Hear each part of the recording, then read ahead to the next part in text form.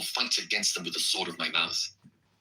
He that hath an ear, let him hear what the Spirit saith unto the churches. To him that overcometh will I give to eat of the hidden manna, and will give him a white stone, and in the stone a new name written, which no man knoweth, saving he that receiveth it. If you're a Christian thinking about starting a business, don't. Starting a business is a terrible idea. And unto the angel of the church in Thyatira write, These things saith the Son of God, who hath his eyes like unto a flame of fire, and his feet are like fine brass. I know thy works, and charity, and service, and faith, and thy patience, and thy works, and the last to be more than the first. Notwithstanding, I have a few things against thee, because thou sufferest that woman Jezebel, which calleth herself a prophetess, to teach and to seduce my servants to commit fornication, and to eat things sacrificed unto idols. And I gave her space to repent of her fornication, and she repented not. Behold, I will cast her into a bed, and then commit adultery with her into great tribulation, except they repent of their deeds. And I will kill her children with death, and all the churches shall know that I am he which searcheth the reins and hearts. And I will give unto every one of you according to your works. But unto you I say, and unto the rest of Thyatira, as many as have not this doctrine, and which have not known the depths of Satan as they speak, I will put upon you none other burden, but that which ye have already. Hold fast till I come. And he that overcometh, and keepeth my works unto the end, to him will I give power over the nations, and he shall rule them with a rod of iron, as the vessels of a potter shall they be broken to shivers, even as I received of my Father. And I will give him the morning star. He that hath an ear, let him hear what the Spirit saith unto the churches. Revelation chapter 3. Oh, you don't like the flute? And unto the angel of the church in Sardis write, These things saith he that hath the 7 spirits of God, and the 7 stars. I know thy works, that thou hast a name that thou livest, and art dead. Be watchful, and strengthen the things which remain that are ready to die. For I have not found thy works perfect before God. Remember therefore how thou hast received and heard, and hold fast and repent. If therefore thou shalt not watch, I will come on thee as a thief, and thou shalt not know what hour I will come upon thee. Thou hast a few names, even in Sardis, which have not defiled their garments, and they shall walk with me in white, for they are worthy. He that overcometh, the same shall be clothed in white raiment, and I will not blot out his name out of the book of life, but I will confess his name before my Father and before his angels. He that hath an ear, let him hear what the Spirit saith unto the churches. Unto the angel of the church in Philadelphia write, These things saith he that is holy, he that is true, he that hath the key of David, he that openeth, and no man shutteth, and shutteth, and no man openeth. I know thy works. Behold, I have set before thee an open door, and no man can shut it. For thou hast a little strength, and hast kept my word, and hast not denied my name. Behold, I will make them of the synagogue of Satan, which say they are Jews, and are not, but do lie. Behold, I will make them to come and worship before thy feet, and to know that I have loved thee. Because thou hast kept the word of my patience, I also will keep thee from the hour of temptation that shall come upon all the world, to try them that dwell upon the earth. Behold, I come quickly. Hold that fast which thou hast. Behold, I come quickly. Him that overcometh will I make a pillar in the temple of my God. And he shall go no more out, and I will write upon him the name of my God, and the name of the city of my God, which is New Jerusalem, which cometh down out of heaven from my God. And I will write upon him my new name. He that hath an ear, let him hear what the Spirit saith unto the churches. And unto the angel of the church of the Laodiceans write, These things saith the Amen, the faithful and true witness, the beginning of the creation of God. I know thy works, that thou art neither cold nor hot. I would thou wert cold or hot. So then, because thou art lukewarm, and neither cold nor hot, I will spew thee out of my mouth. Because thou sayest, I am rich and increased with goods, and have need of nothing, and knowest not that thou art wretched, and miserable, and poor, and blind, and naked. I counsel thee to buy me gold tried in the fire, that thou mayest be rich, and white raiment, that thou mayest be clothed, that the shame of thy nakedness do not appear, and anoint thine eyes with eye salve, that thou mayest see. As many as I love, I rebuke and chasten. Be zealous therefore, and repent. Behold, I stand at the door and knock. If any any man hear my voice and open the door, I will come into him, and will sup with him, and he with me. To him that overcometh, will I grant to sit with me in my throne, even as I also overcame, and am set down with my Father in his throne. He that hath an ear, let him hear what the Spirit saith unto the churches. Revelation chapter 4. After this I looked, and behold, a door was opened in heaven. And the first voice which I heard was, as it were, of a trumpet talking with me, which said, Come up hither, and I will show thee things which must be hereafter. And immediately I was in the Spirit, and behold, a throne was set in heaven, and one sat on the throne. And he that sat was to look upon like a jasper and a sardine stone. And there was a rainbow round about the throne, in sight like unto an emerald. And round about the throne were 24 seats, and upon the seats I saw 24 elders sitting, clothed in white raiment, and they had on their heads crowns of gold. And out of the throne proceeded lightnings and thunderings and voices. And there were 7 lamps of fire burning before the throne, which are the 7 spirits of God. And before the throne there was a sea of glass, like unto crystal. And in the midst of the throne and round about the throne were 4 beasts, full of eyes before and behind. And the first beast was like a lion, and the second beast like a calf. And the third beast had a face as a man, and the fourth beast was like a flying eagle. And the 4 beasts had each of them 6 wings about him, and they were full of eyes within. And they rest not day and night, saying, Holy, holy, holy, Lord God. Absolutely not seek help is what I'm told. And is to come. Apparently this is not the And those way. beasts give glory and honor and thanks to him that sat on the throne, who liveth forever and ever.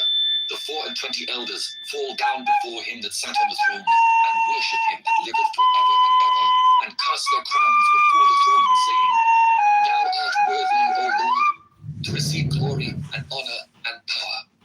For thou hast created all things, and for thy pleasure they are and were created. You're using cinnamon rock, and your blood sugar is paying the price. Let me explain. This isn't your typical herbal book. Revelation chapter 5. And I saw in the right hand of him that sat on the throne a book, written within and on the backside, sealed with 7 seals. And I saw a strong angel proclaiming with a loud voice, Who is worthy to open the book, and to loose the seals thereof? And no man in heaven, nor in earth, neither under the earth, was able to open the book, neither to look thereof. And I wept, because no man was found worthy to open and to read the book, neither to look thereon. And one of the elders saith unto me, Weep not. Behold, the Lion of the tribe of Judah, the root of David, hath prevailed to open the book, and to loose the 7 seals thereof. And I beheld, and lo, in the midst of the throne, and of the 4 beasts, and in the midst Never of had the one elders, lesson. stood a lamb, as it had been slain, having 7 horns and 7 eyes, which are the 7 spirits of God sent forth into all the earth. And he came, and took the book out of the right hand of him that sat upon the throne. And when he had taken the book, the 4 beasts and 24 elders fell down before the Lamb, having every one of them harps and golden vials full of odors, which are the prayers of saints. And he sung a new song, saying, Thou art worthy to take the book, and to open the seals thereof. For thou wast slain, and hast redeemed us to God by thy blood, out of every kindred and tongue and people and nation, and hast made us unto our God kings and priests, and we shall reign on the earth. And I beheld, and I heard the voice of many angels round about the throne and the beasts and the elders, and the number of them was 10,000 times 10,000, and thousands of thousands, saying with a loud voice, Worthy is the Lamb that was slain, to receive power and riches and wisdom and strength and honor and glory and blessing. And every creature which is in heaven and on the earth and under the earth, and such as are in the sea, and all that are in them, heard I saying, Blessing and honor and glory and power be unto him that sitteth upon the throne, and unto the Lamb forever and ever. And the 4 beasts said, Amen. And the 24 elders fell down and worshipped him that liveth forever and ever. Revelation chapter 6. And I saw when the Lamb opened one of the seals, and I heard, as it were, the noise of thunder, one of the four beasts saying, Come and see. And I saw, and behold, a white horse. And he that sat on him had a bow, and a crown was given unto him, and he went forth conquering and to conquer. And when he had opened the second seal, I heard the second beast say, Come and see. And there went out another horse that was red, and power was given to him that sat thereon to take peace from the earth, and that they should kill one another. And there was given unto him a great sword. And when he had opened the third seal, I heard the third beast say, Come and see. And I beheld, and lo, a black horse. And he that sat on him had a pair of balances in his hand. And I heard a voice in the midst of the four beasts say, A measure of wheat for a penny, and 3 measures of barley for a penny, and see thou hurt not the oil and the wine. And when he had opened the fourth seal, I heard the voice of the fourth beast say, Come and see. And I looked, and behold, a pale horse, and his name that sat on him was Death, and hell followed with him. And power was given unto them over the fourth part of the earth, to kill with sword, and with hunger, and with death, and with the beasts of the earth. And when he had opened the fifth seal, I saw under the altar the souls of them that were slain for the word of God, and for the testimony which they held. And they cried with a loud voice, saying, How long, O Lord, holy and true, dost thou not judge and avenge our blood on them that dwell on the earth? And white robes were given unto every one of them, and it was said unto them that they should rest yet for a little season, until their fellow servants also and their brethren, that should be killed as they were, should be fulfilled.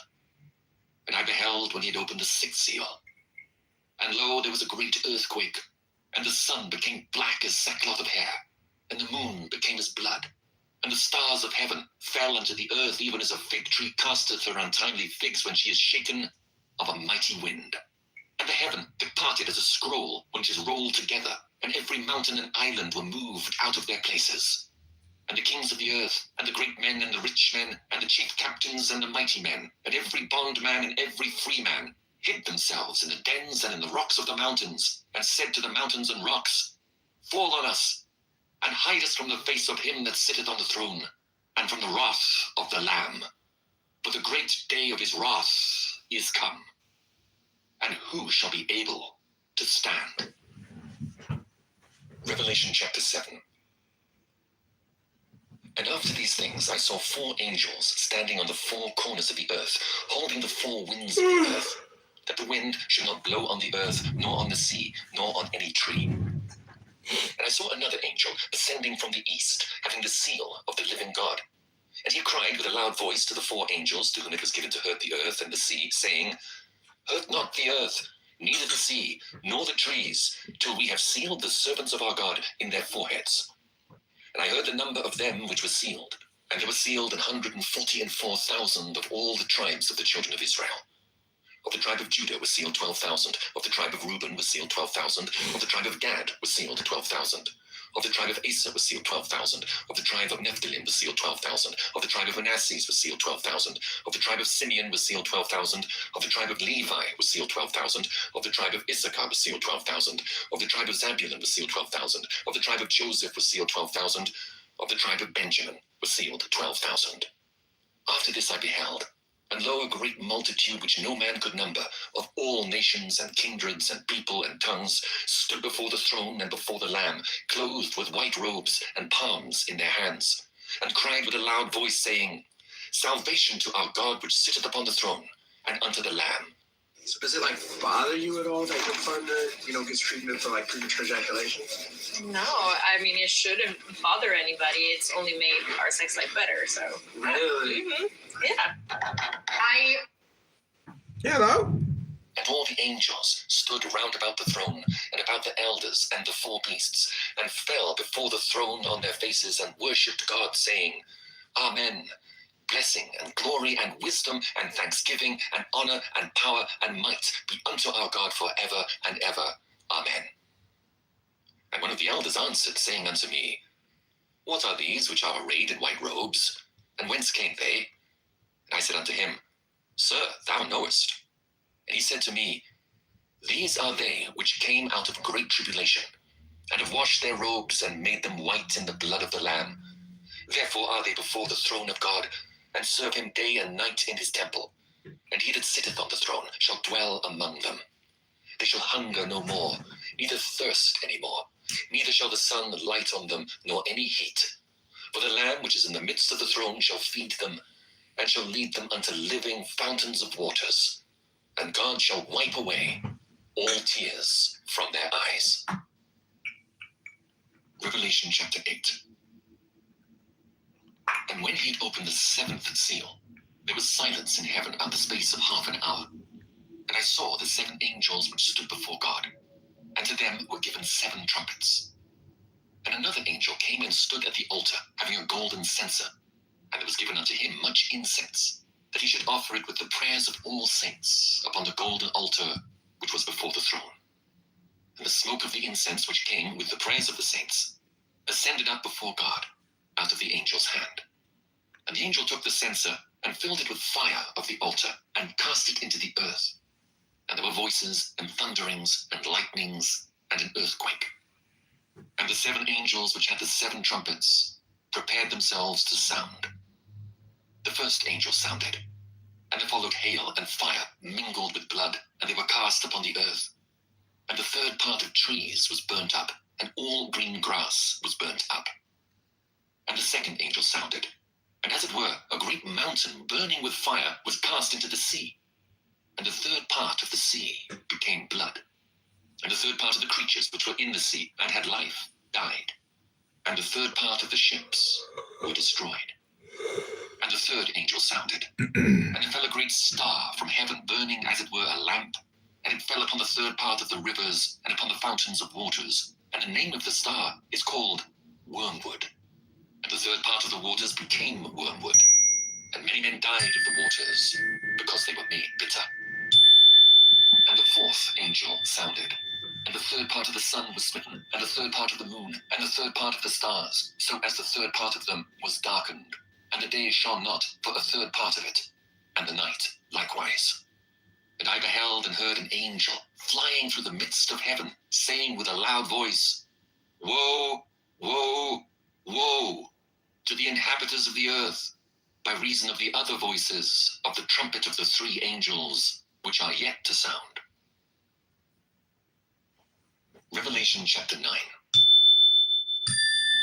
And the fifth angel sounded, and I saw a star fall from heaven unto the earth, and to him was given the key of the bottomless pit.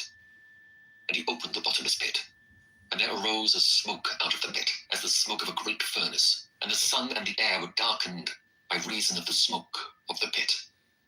And there came out of the smoke locusts upon the earth, and unto them was given power, as the scorpions of the earth have power. And it was commanded them that they should not hurt the grass of the earth, neither any green thing, neither any tree, but only those men which have not the seal of God in their foreheads. And to them it was given that they should not kill them, but that they should be tormented 5 months. And their torment was as the torment of a scorpion when he striketh a man. And in those days shall men seek death, and shall not find it, and shall desire to die, and death shall flee from them. And the shapes of the locusts were like unto horses prepared unto battle, and on their heads were, as it were, crowns like gold, and their faces were as the faces of men, and they had hair as the hair of women, and their teeth were as the teeth of lions, and they had breastplates, as it were, breastplates of iron, and the sound of their wings was as the sound of chariots of many horses running to battle. And they had tails like unto scorpions, and there were stings in their tails. And their power was to hurt men 5 months. And they had a king over them, which is the angel of the bottomless pit, whose name in the Hebrew tongue is Abaddon, but in the Greek tongue hath his name Apollyon. One woe is past, and behold, there come 2 woes more hereafter. And the sixth angel sounded, and I heard a voice from the 4 horns of the golden altar which is before God, saying to the 6th angel which had the trumpet, Loose the 4 angels which are bound in the great river Euphrates. And the 4 angels were loosed, which were prepared for an hour and a day and a month and a year, for to slay the third part of men. And the number of the army of the horsemen were 200,000, and I heard the number of them. And thus I saw the horses in the vision, and them that sat on them, having breastplates of fire, and of jacinth and brimstone. And the heads of the horses were as the heads of lions, and out of their mouths issued fire, and smoke, and brimstone. By these three was the third part of men killed, by the fire, and by the smoke, and by the brimstone which issued out of their mouths. For their power is in their mouth, and in their tails. For their tails were like unto serpents, and had heads, and with them they do hurt. And the rest of the men which were not killed by these plagues, yet repented not of the works of their hands, that they should not worship devils, and idols of gold and silver, and brass and stone, and of wood, which neither can see, nor hear, nor walk. Neither repented they of their murders, nor of their sorceries, nor of their fornication. I'm about to show you something that makes me furious every time I see it. This is a real tax return from someone making $284,972 a year in W-2 income. And look at this. Line 16, their federal tax alone is $85,231. Now you add in state tax, and their total tax burden jumps to $114,108. That's 40% of their income just wiped away. Here's something else that blows my mind. They're taking the standard deduction. There's no itemizing. There's no business structure in place, and they have no real estate tax strategy. They're not even planning around capital gains. Let's break it down. If this person had a side hustle and elected S-Corp status, they could have potentially saved thousands of dollars on self-employment tax. A solo 401k allows much higher contribution limits than regular 401ks. Cost segregation on investment properties can create significant depreciation deductions, and better timing on capital gains can dramatically reduce tax on investments. With proper restructuring, someone in this position could potentially pay significantly less in taxes legally using strategies published by the IRS. I see this every day. Smart, successful people getting absolutely destroyed by taxes because they haven't been shown how to do this. This return took maybe an hour to prepare, a basic compliance job, and zero strategy. With 5 simple restructuring moves, this person could have legally reduced their tax burden by 30 to 50%. That's massive money left on the table every single year. I've reviewed over 1,000 returns like this. They had the same mistakes and same missed opportunities. When I implemented these strategies myself, I saw firsthand how much they matter. The IRS doesn't hide these strategies. They're all legal, they're all published, and all available. And yet, they're rarely used. This week, I'm teaching the 5 tax strategies that could significantly reduce your tax bill and accelerate your wealth building. You can start implementing them right away. You can click below to register for free.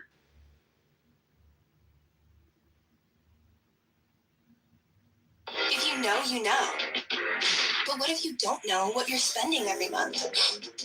Experian shows you your recurring bills and subscriptions, all in one place.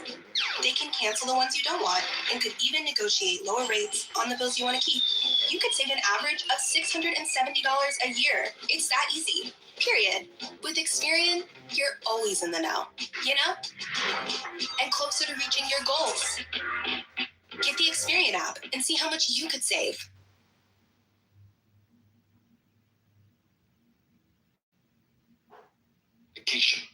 Nor of their thefts. Revelation chapter 10. And I saw another mighty angel come down from heaven, clothed with a cloud, and a rainbow was upon his head, and his face was as it were the sun, and his feet as pillars of fire. And he had in his hand a little book open. And he set his right foot upon the sea, and his left foot on the earth, and cried with a loud voice, as when a lion roareth. And when he had cried, 7 thunders uttered their voices. And when the 7 thunders had uttered their voices, I was about to write. And I heard a voice from heaven saying unto me, Seal up those things which the 7 thunders uttered, and write them not. And the angel which I saw stand upon the sea and upon the earth lifted up his hand to heaven, and sware by him that liveth for ever and ever, who created heaven and the things that therein are, and the earth and the things that therein are, and the sea and the things which are therein, that there should be time no longer. But in the days of the voice of the 7th angel, when he shall begin to sound, the mystery of God should be finished, as he hath declared to his servants the prophets. And the voice which I heard from heaven spake unto me again, and said, Go and take the little book which is open in the hand of the angel which standeth upon the sea and upon the earth. And I went unto the angel and said unto him, Give me the little book. And he said unto me, Take it, and eat it up, and it shall make thy belly bitter, but it shall be in thy mouth sweet as honey. And I took the little book out of the angel's hand, and ate it up, and it was in my mouth sweet as honey. And as soon as I had eaten it, my belly was bitter.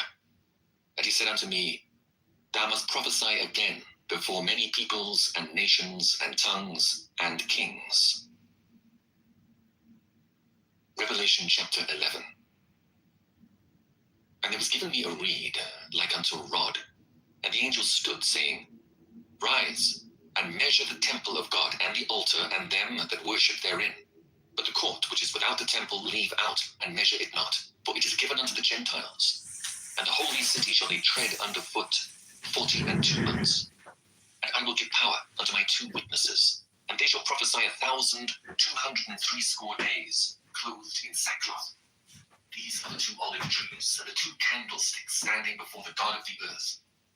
And if any man will hurt them, fire proceedeth out of their mouth, and devoureth their enemies. And if any man will hurt them, he must in this manner be killed. These have power to shut heaven, that it rain not in the days of their prophecy, and have power over waters to turn to blood, and to smite the earth with all plagues, as often as they will. And when they shall have finished their testimony, the beast that ascendeth out of the bottomless pit shall make war against them, and shall overcome them, and kill them. And their dead bodies shall lie in the street of the great city, which spiritually is called Sodom and Egypt, where also our Lord was crucified.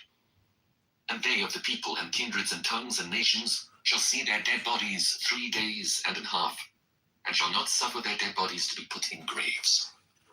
And they that dwell upon the earth shall rejoice over them, and make merry, and shall send gifts one to another, because these 2 prophets tormented them that dwelt on the earth. And after 3 days and an half, the Spirit of life from God entered into them, and they stood upon their feet. And great fear fell upon them which saw them. And they heard a great voice from heaven saying unto them, Come up hither. And they ascended up to heaven in a cloud, and their enemies beheld them. And the same hour was there a great earthquake, and the 10th part of the city fell. And in the earthquake were slain of men 7,000. And the remnant were affrighted, and gave glory to the God of heaven. The second woe is past, and behold, the 3rd woe cometh quickly. And the 7th angel sounded, and there were great voices in heaven, saying, The kingdoms of this world are become the kingdoms of our Lord and of his Christ, and he shall reign forever and ever. And the 24 elders which sat before God on their seats fell upon their faces and worshipped God, saying, We give thee thanks, O Lord God Almighty, which art and wast and art to come, because thou hast taken to thee thy great power, and hast reigned. And the nations were angry, and thy wrath is come, and the time of the dead, that they should be judged, and that thou shouldest give reward unto thy servants the prophets, and to the saints, and them that fear thy name, small and great, and shouldest destroy them which destroy the earth. And the temple of God was opened in heaven, and there was seen in his temple the ark of his testament.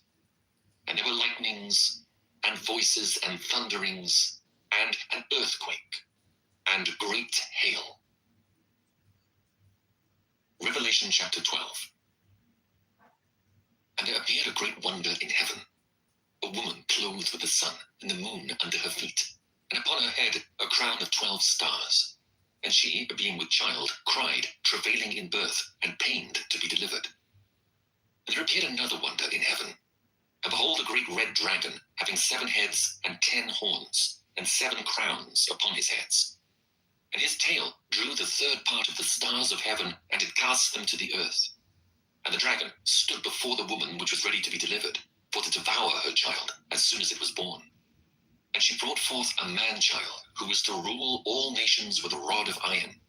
And her child was caught up unto God, and to his throne. And the woman fled into the wilderness, where she had a place prepared of God, that they should feed her there 1,260 days. And there was war in heaven. Michael and his angels fought against the dragon, and the dragon fought and his angels, and prevailed not, neither was their place found any more in heaven. And the great dragon was cast out, that old serpent called the devil and Satan, which deceiveth the whole world. He was cast out into the earth, and his angels were cast out with him. And I heard a loud voice saying in heaven, Now is come salvation, and strength, and the kingdom of our God, and the power of his Christ. For the accuser of our brethren is cast down, which accused them before our God day and night. And they overcame him by the blood of the Lamb and by the word of their testimony. And they loved not their lives unto the death. Therefore rejoice, ye heavens, and ye that dwell in them. Woe to the inhabitants of the earth and of the sea! For the devil is come down unto you, having great wrath, because he knoweth that he hath but a short time. And when the dragon saw that he was cast unto the earth, he persecuted the woman which brought forth the man-child. And to the woman were given 2 wings of a great eagle, that she might fly into the wilderness, into her place, where she is nourished for a time, and times, and half a time, from the face of the serpent. And the serpent cast out of his mouth water as a flood after the woman, that he might cause her to be carried away of the flood. And the earth helped the woman.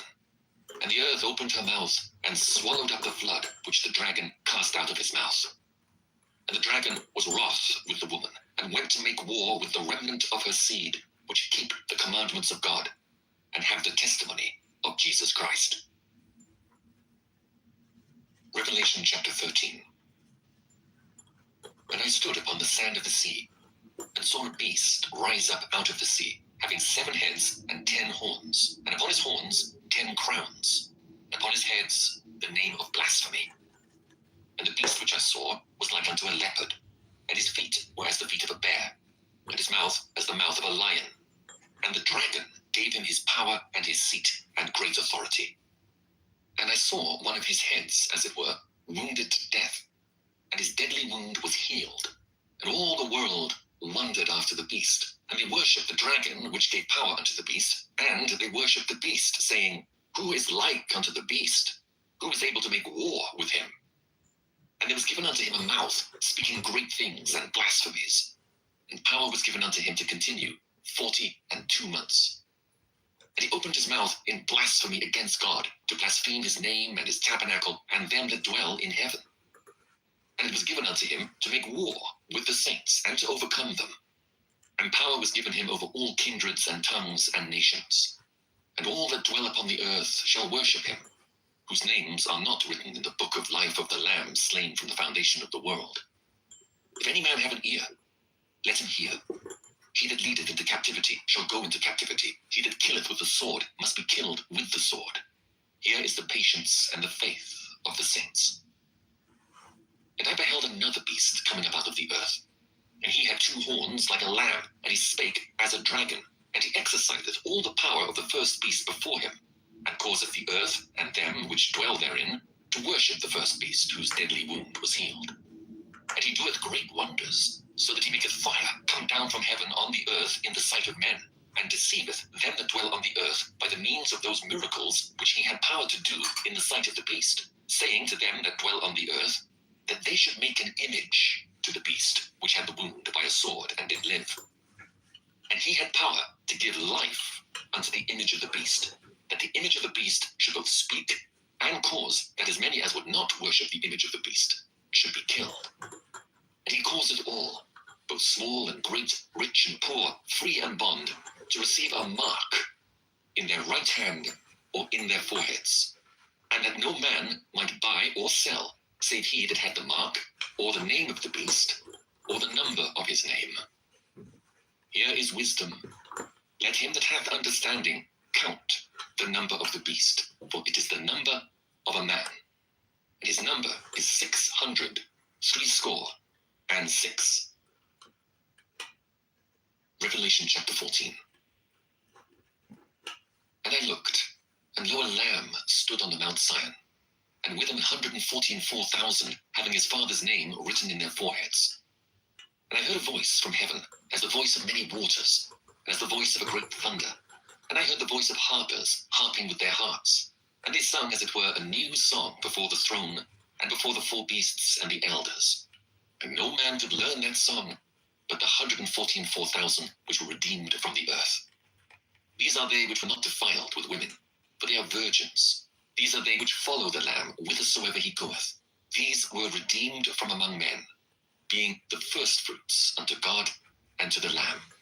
And in their mouth was found no guile, for they are without fault before the throne of God.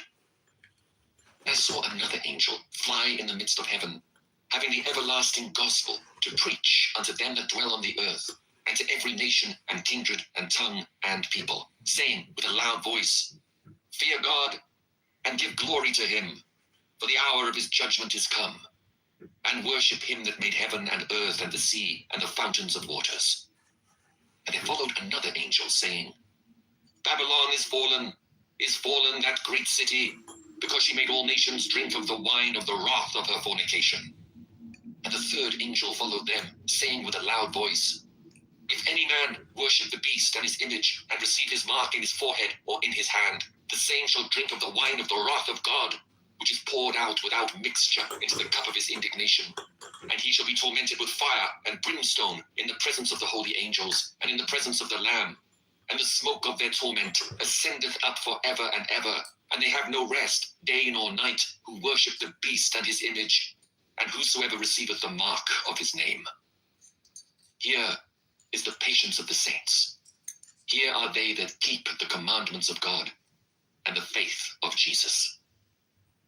And I heard a voice from heaven saying unto me, Write, Blessed are the dead which die in the Lord from henceforth. Yea, saith the Spirit, that they may rest from their labors, and their works do follow them. And I looked, and behold, a white cloud. And upon the cloud one sat like unto the Son of Man, having on his head a golden crown, and in his hand a sharp sickle. And another angel came out of the temple, crying with a loud voice to him that sat on the cloud, Thrust in thy sickle and reap, for the time is come for thee to reap, for the harvest of the earth is ripe. And he that sat on the cloud thrust in his sickle on the earth, and the earth was reaped. And another angel came out of the temple which is in heaven, he also having a sharp sickle.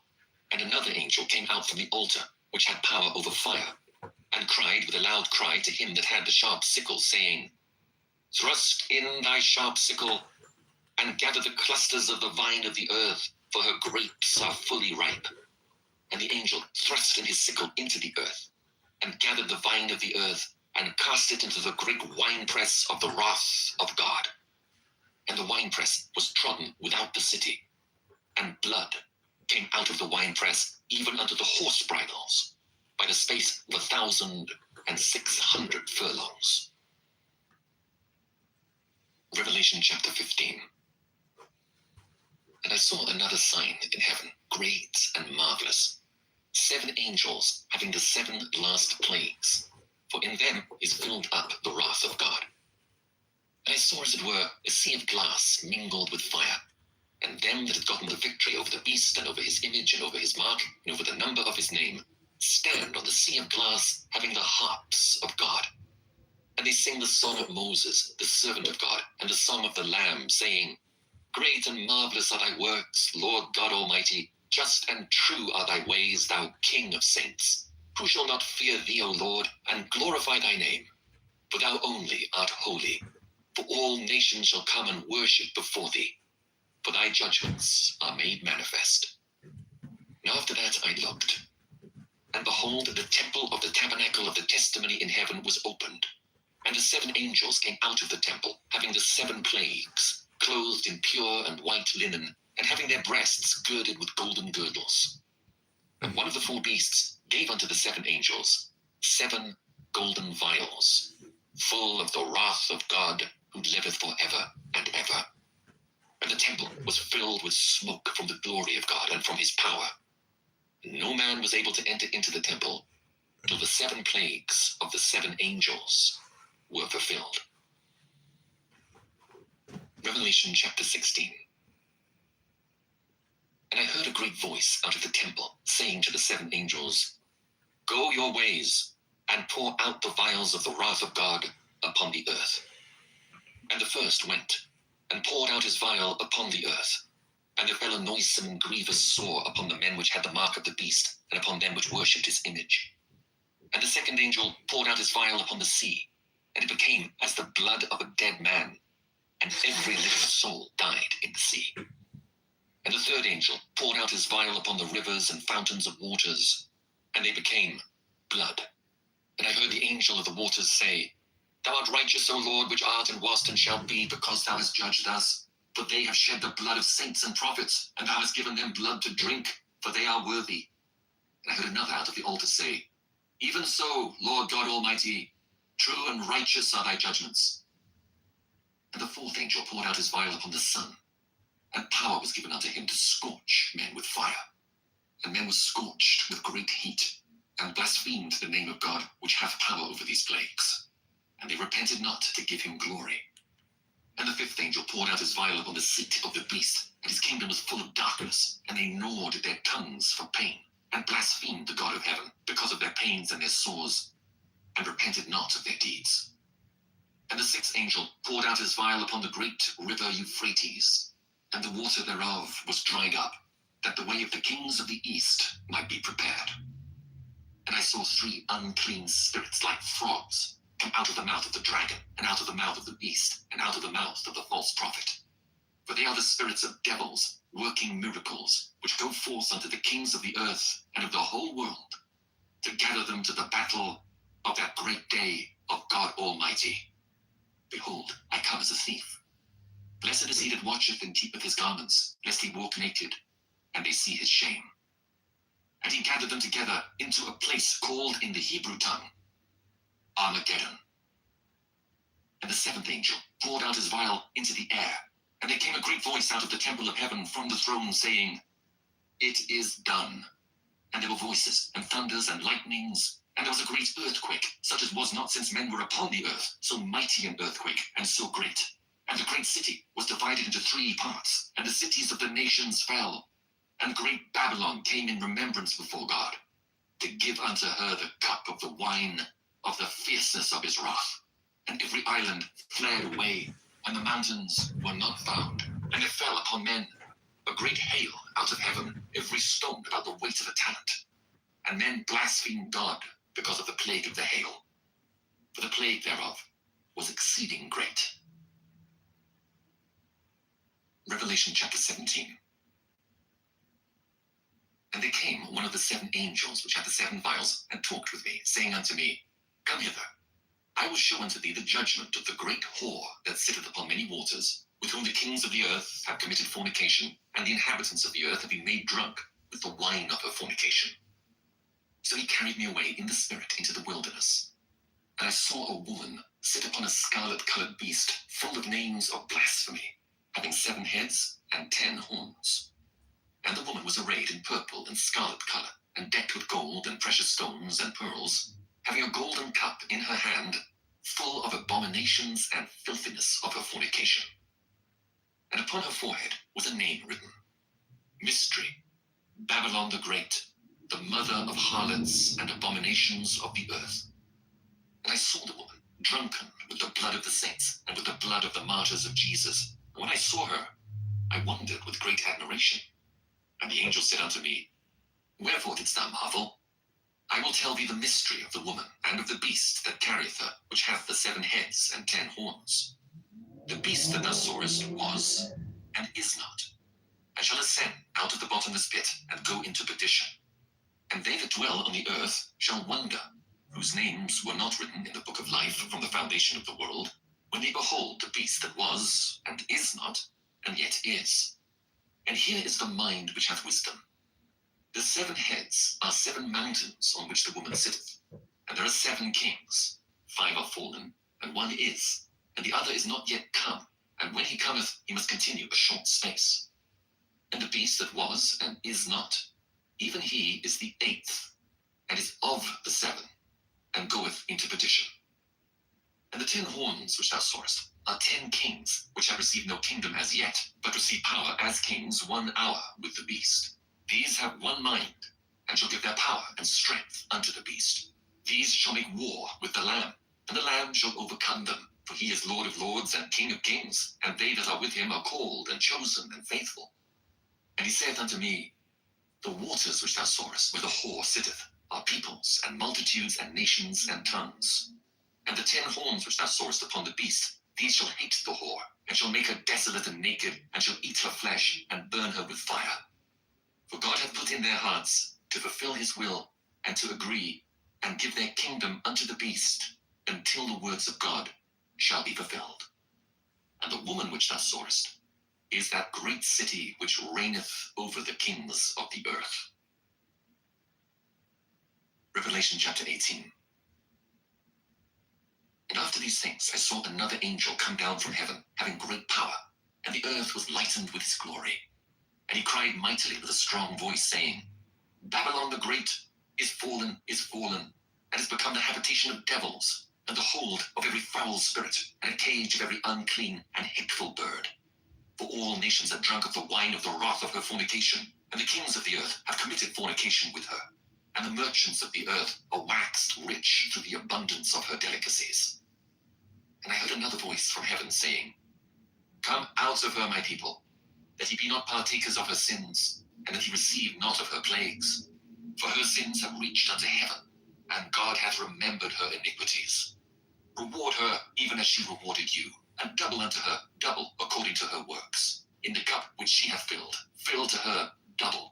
How much she hath glorified herself, and lived deliciously, so much torment and sorrow give her. For she saith in her heart, I sit a queen, and am no widow, and shall see no sorrow. Therefore shall her plagues come in one day, death, and mourning, and famine, and she shall be utterly burned with fire. For strong is the Lord God, who judgeth her. And the kings of the earth, who have committed fornication, and lived deliciously with her, shall bewail her, and lament for her, when they shall see the smoke of her burning, standing afar off for the fear of her torment, saying, Alas, alas, that great city Babylon, that mighty city! For in 1 hour is thy judgment come. And the merchants of the earth shall weep and mourn over her. But no man buyeth their merchandise any more. The merchandise of gold and silver, and precious stones and of pearls, and fine linen and purple and silk and scarlet, and all thine wood, and all manner vessels of ivory, and all manner vessels of most precious wood, and of brass and iron and marble, and cinnamon and odors and ointments and frankincense, and wine and oil, and fine flour and wheat, and beasts and sheep and horses and chariots and slaves, and souls of men. And the fruits that thy soul lusted after are departed from thee, and all things which were dainty and goodly are departed from thee, and thou shalt find them no more at all. The merchants of these things which were made rich by her shall stand afar off for the fear of her torment, weeping and wailing and saying, Alas, alas, that great city, that was clothed in fine linen and purple and scarlet, and decked with gold and precious stones and pearls. For in 1 hour so great riches is come to naught. And every shipmaster, and all the company in ships, and sailors, and as many as trade by sea, stood afar off and cried, when they saw the smoke of her burning, saying, What city is like unto this great city? And they cast dust on their heads and cried, weeping and wailing, saying, Alas, alas, that great city, wherein were made rich all that had ships in the sea, by reason of her costliness. For in 1 hour is she made desolate. Rejoice over her, thou heaven, and ye holy apostles and prophets, for God hath avenged you on her. And a mighty angel took up a stone like a great millstone, and cast it into the sea, saying, Thus with violence shall that great city Babylon be thrown down, and shall be found no more at all. And the voice of harpers and musicians, and of pipers and trumpeters, shall be heard no more at all in thee. And no craftsman, or whatsoever craft he be, shall be found any more in thee. And the sound of a millstone shall be heard no more at all in thee. And the light of a candle shall shine no more at all in thee. And the voice of the bridegroom and of the bride shall be heard no more at all in thee. For thy merchants were the great men of the earth. For by thy sorceries were all nations deceived. And in her was found the blood of prophets, and of saints, and of all that was slain upon the earth. Revelation chapter 19. And after these things I heard a great voice of much people in heaven, saying, Alleluia, salvation and glory and honor and power unto the Lord our God. For true and righteous are his judgments. For he hath judged the great whore, which did corrupt the earth with her fornication, and hath avenged the blood of his servants at her hand. And again they said, Alleluia, and her smoke rose up forever and ever. And the 24 elders and the 4 beasts fell down and worshipped God that sat on the throne, saying, Amen, Alleluia. And a voice came out of the throne, saying, Praise our God, all ye his servants, and ye that fear him, both small and great. And I heard, as it were, the voice of a great multitude, and as the voice of many waters, and as the voice of mighty thunderings, saying, Alleluia! For the Lord God omnipotent reigneth. Let us be glad and rejoice and give honor to him. For the marriage of the Lamb is come, and his wife hath made herself ready. And to her was granted that she should be arrayed in fine linen, clean and white. For the fine linen is the righteousness of saints. And he saith unto me, Right, blessed are they which are called unto the marriage supper of the Lamb. And he saith unto me, These are the true sayings of God. And I fell at his feet to worship him. And he said unto me, See thou do it not.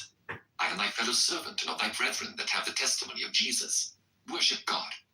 For the testimony of Jesus is the spirit of prophecy. And I saw heaven opened, and behold a white horse.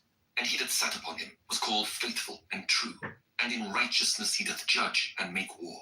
His eyes were as a flame of fire, and on his head were many crowns. And he had a name written that no man knew but he himself. And he was clothed with a vesture dipped in blood, and his name is called the Word of God. And the armies which were in heaven followed him upon white horses, clothed in fine linen, white and clean. And out of his mouth goeth a sharp sword, that with it he should smite the nations. And he shall rule them with a rod of iron. And he treadeth the winepress of the fierceness and wrath of Almighty God.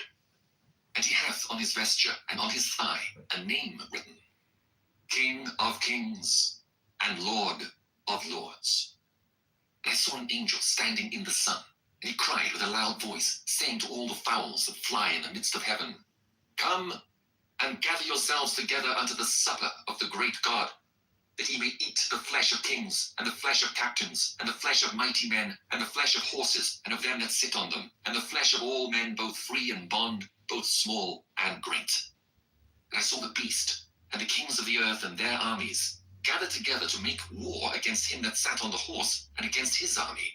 And the beast was taken, and with him the false prophet that wrought miracles before him, with which he deceived them that had received the mark of the beast, and them that worshipped his image. These both were cast alive into a lake of fire, burning with brimstone. And the remnant was slain with the sword of him that sat upon the horse, which sword proceeded out of his mouth. And all the fowls were filled with their flesh. Revelation chapter 20. And I saw an angel come down from heaven, having the key of the bottomless pit, and a great chain in his hand. And he laid hold on the dragon, that old serpent which is the devil and Satan, and bound him 1,000 years, and cast him into the bottomless pit, and shut him up, and set a seal upon him, that he should deceive the nations no more, till the 1,000 years should be fulfilled. And after that he must be loosed a little season. And I saw thrones, and they sat on them, and judgment was given unto them. And I saw the souls of them that were beheaded for the witness of Jesus and for the word of God, and which had not worshipped the beast, Sorry, neither his doing image, it. neither had received his mark upon their foreheads or in their hands. And they lived and reigned with Christ 1,000 years. But the rest of the dead lived not again until the 1,000 years were finished. This is the first resurrection. Blessed and holy is he that hath part in the first resurrection. Such the second death hath no power, but they shall be priests of God and of Christ, and shall reign with him 1,000 years.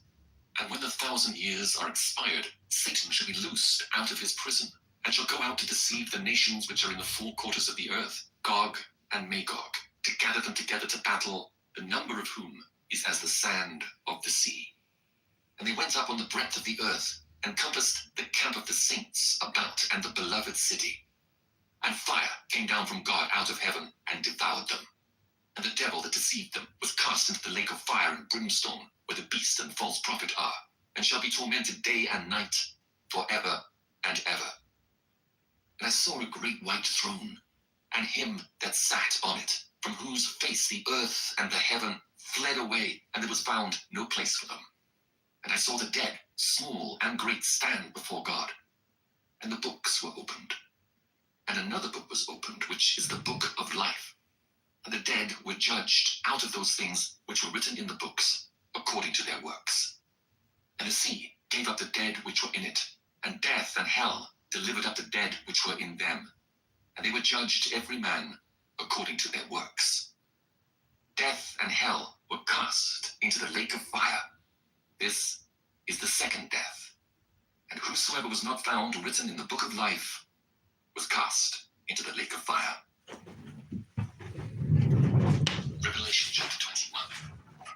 And I saw a new heaven and a new earth. For the first heaven and the first earth were passed away, and there was no more sea. And I, John, saw the holy city, New Jerusalem, coming down from God out of heaven, prepared as a bride adorned for her husband. And I heard a great voice out of heaven saying, Behold, the tabernacle of God is with men, and he will dwell with them. And they shall be his people, and God himself shall be with them, and be their God. And God shall wipe away all tears from their eyes, and there shall be no more death, neither sorrow, nor crying, neither shall there be any more pain, for the former things are passed away. And he that sat upon the throne said, Behold, I make all things new. And he said unto me, Write, for these words are true and faithful. And he said unto me, It is done. I am Alpha and Omega, the beginning and the end. I will give unto him that is athirst of the fountain of the water of life freely. He that overcometh shall inherit all things, and I will be his God, and he shall be my son. But the fearful and unbelieving and the abominable and murderers and whoremongers and sorcerers and idolaters and all liars shall have their part in the lake which burneth with fire and brimstone, which is the second death. And there came unto me one of the 7 angels which had the 7 vials full of the 7 last plagues, and talked with me, saying, Come hither, I will show thee the bride, the Lamb's wife.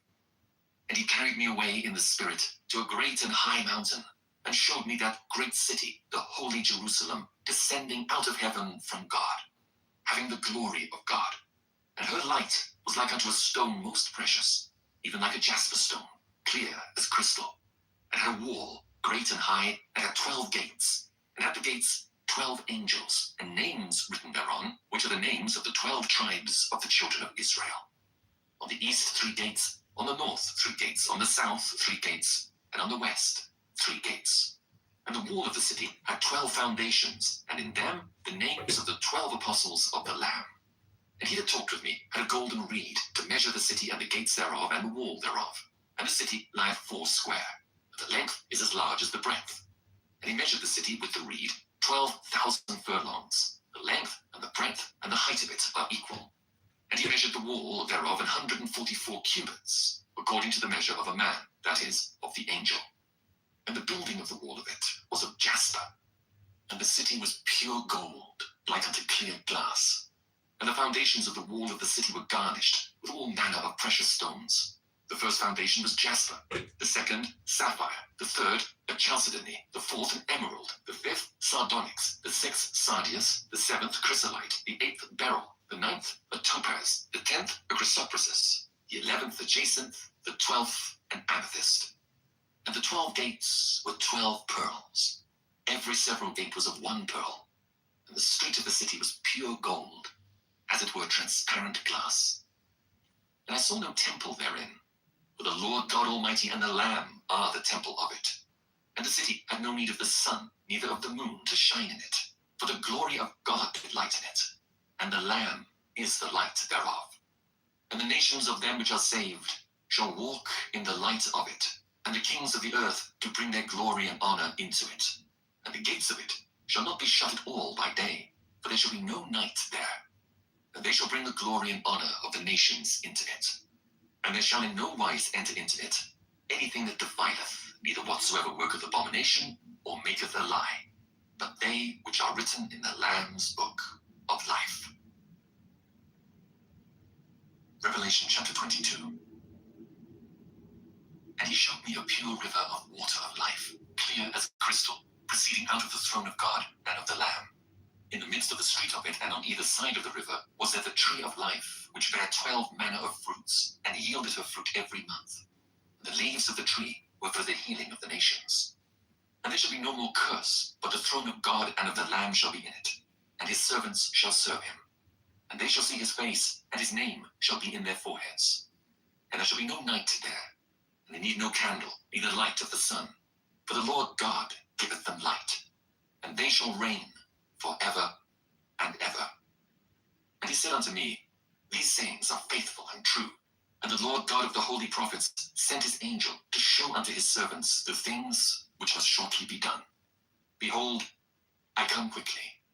Blessed is he that keepeth the sayings of the prophecy of this book. And I, John, saw these things and heard them. And when I had heard and seen, I fell down to worship before the feet of the angel which showed me these things. Then said he unto me, See thou do it not. For I am thy fellow servant, and of thy brethren the prophets, and of them which keep the sayings of this book. Dr. Dave was Worship pissed. God. And he saith unto me, Seal not the sayings of the prophecy of this book, for the time.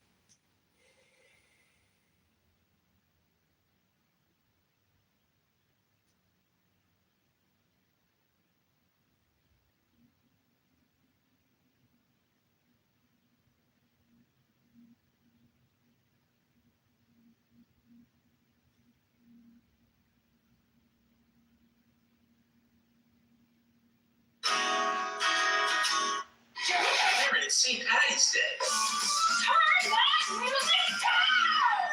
It's cool, everyone. We got live music. We're gonna sing.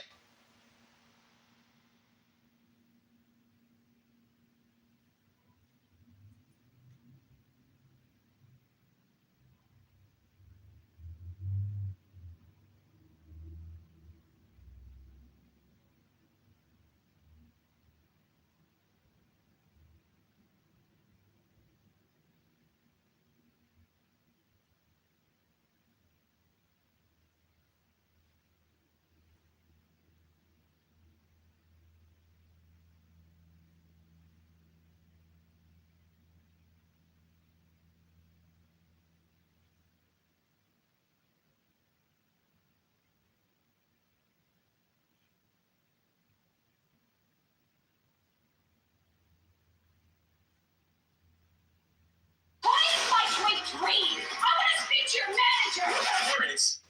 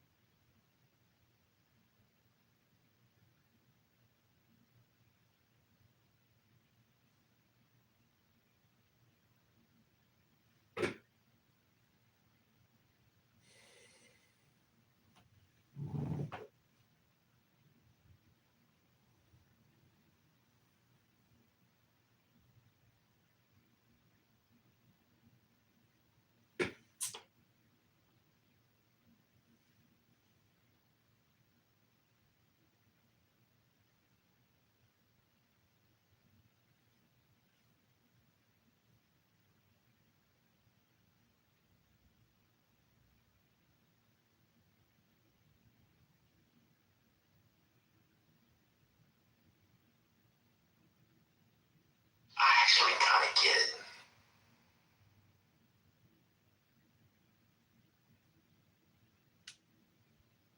I actually kind of get it.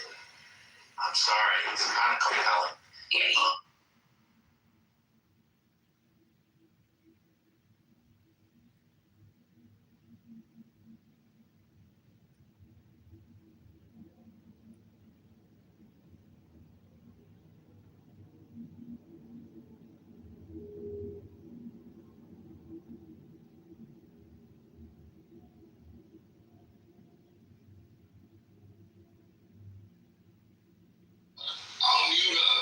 You go.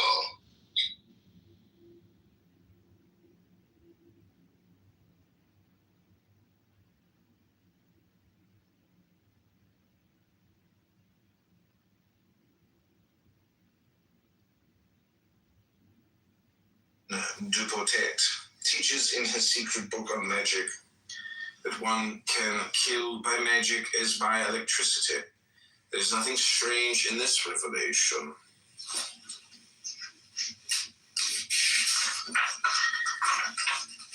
Revelation for anyone who is well acquainted with the analogies of nature.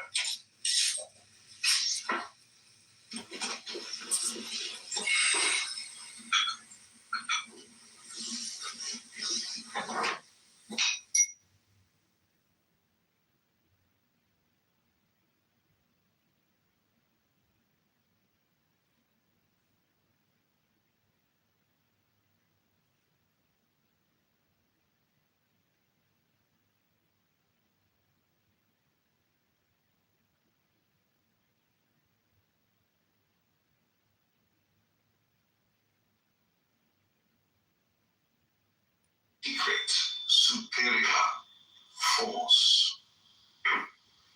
It doesn't spring from bothersome pontifice, but from a nature born to rule. Everyone succumbs to such a person without knowing why.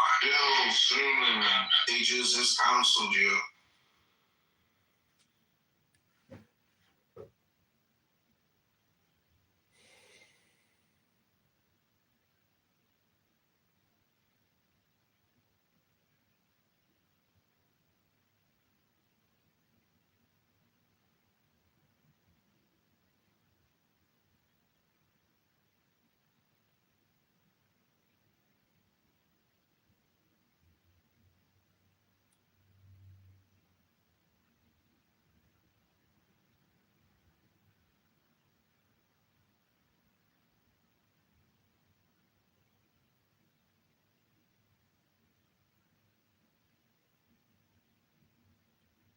Okay, so yeah, man, for now.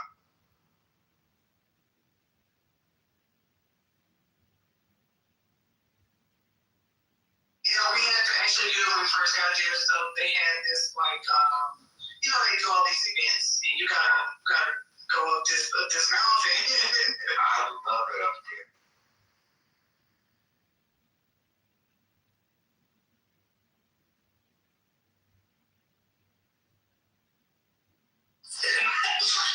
Why you laughing? This 19th Toyota. Right.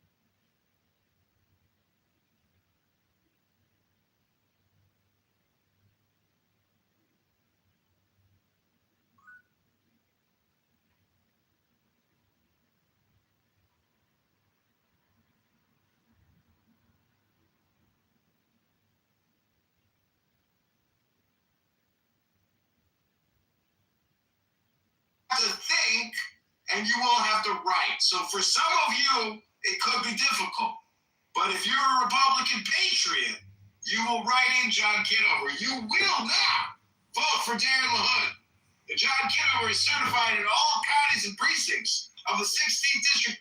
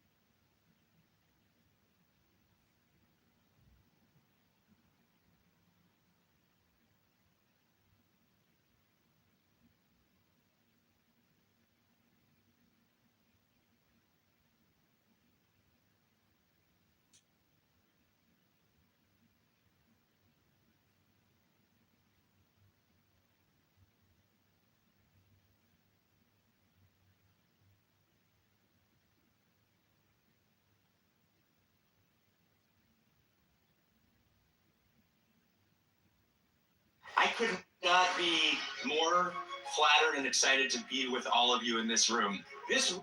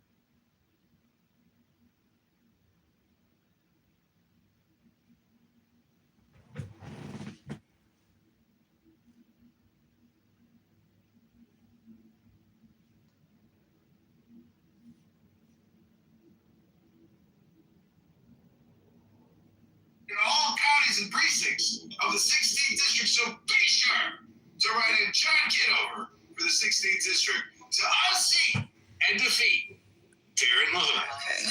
I was in Now I can shove. call the members room where they would gather in the library. I literally used to have like over 400 people in my old lives, but I'm like completely shy of it, I swear. Because I say a lot of controversial. Again, that's just a side note that it's a very I cool, probably shouldn't say interesting part of our history and what's in Washington, and definitely worth checking out if you're there.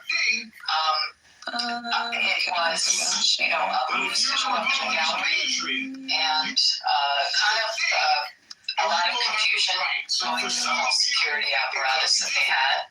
I was seated in an area that was just a Democrat, and I thought I didn't know how they would bring it down, which is I was actually seated next to John, you have Republican members of the blood Justice privileges? and next to her were guests of a Democrat and and so on. It was totally mixed. I sat on the front row and I sat pretty much, I don't know if you remember talking to Chat, but I sat right by where Talib and Omar were. I was actually the gallery right above them. So one of the things I will say is when I started to see how animated and everything that they were doing, whatever photographs were taken of my gallery section, my face was usually looking in them. Just disbelief of what I was seeing. Hi, Marin. So I tried to see the reactions in the room of some of the people as he was speaking, but I paying attention as they were having their antics. I did watch as he was sworn down. There's something I noted that I kept looking at the president. Anyone picked up on this. John, do you have live privileges? Like, can you? He was kind of pushing the sign almost into the president. And he pushed him away. I don't know if any of that got on TV. I'm confused. But ultimately, someone from Alright, John, I'm gonna security text you really came quick. over, stood next to him, was like whispering in his ear, talking to him. I have no idea what was said, but then 3 members of Congress from Texas came over, and you have to tell me, Gary, if any of this got shown on any of the TV footage, came and stood in front of him.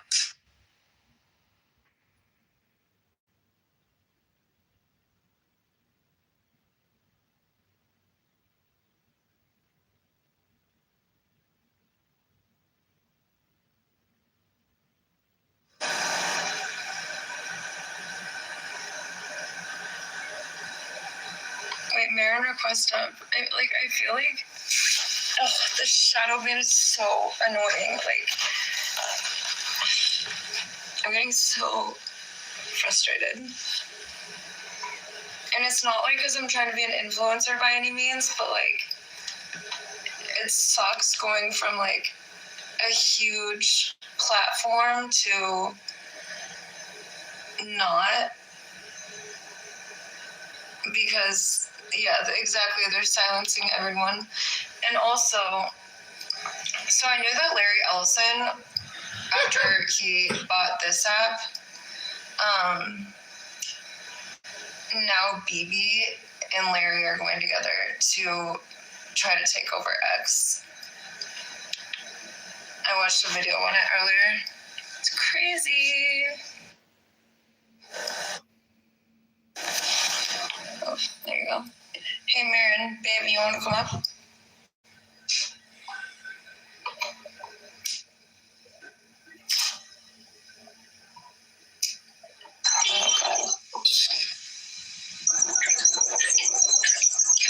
Oh my gosh, this app is glitching so bad. Why is it glitching when I say that, like, I'm trying to send videos and the people that I'm sending it to are like, I'm not getting them, or what happened? I just... It's very strange. I have no words for this administration. JP, I have a question for you. Yeah. So you said that you didn't like Trump on my panel. But it shows that you do support Trump. How's that? I don't support Trump. And that's the case.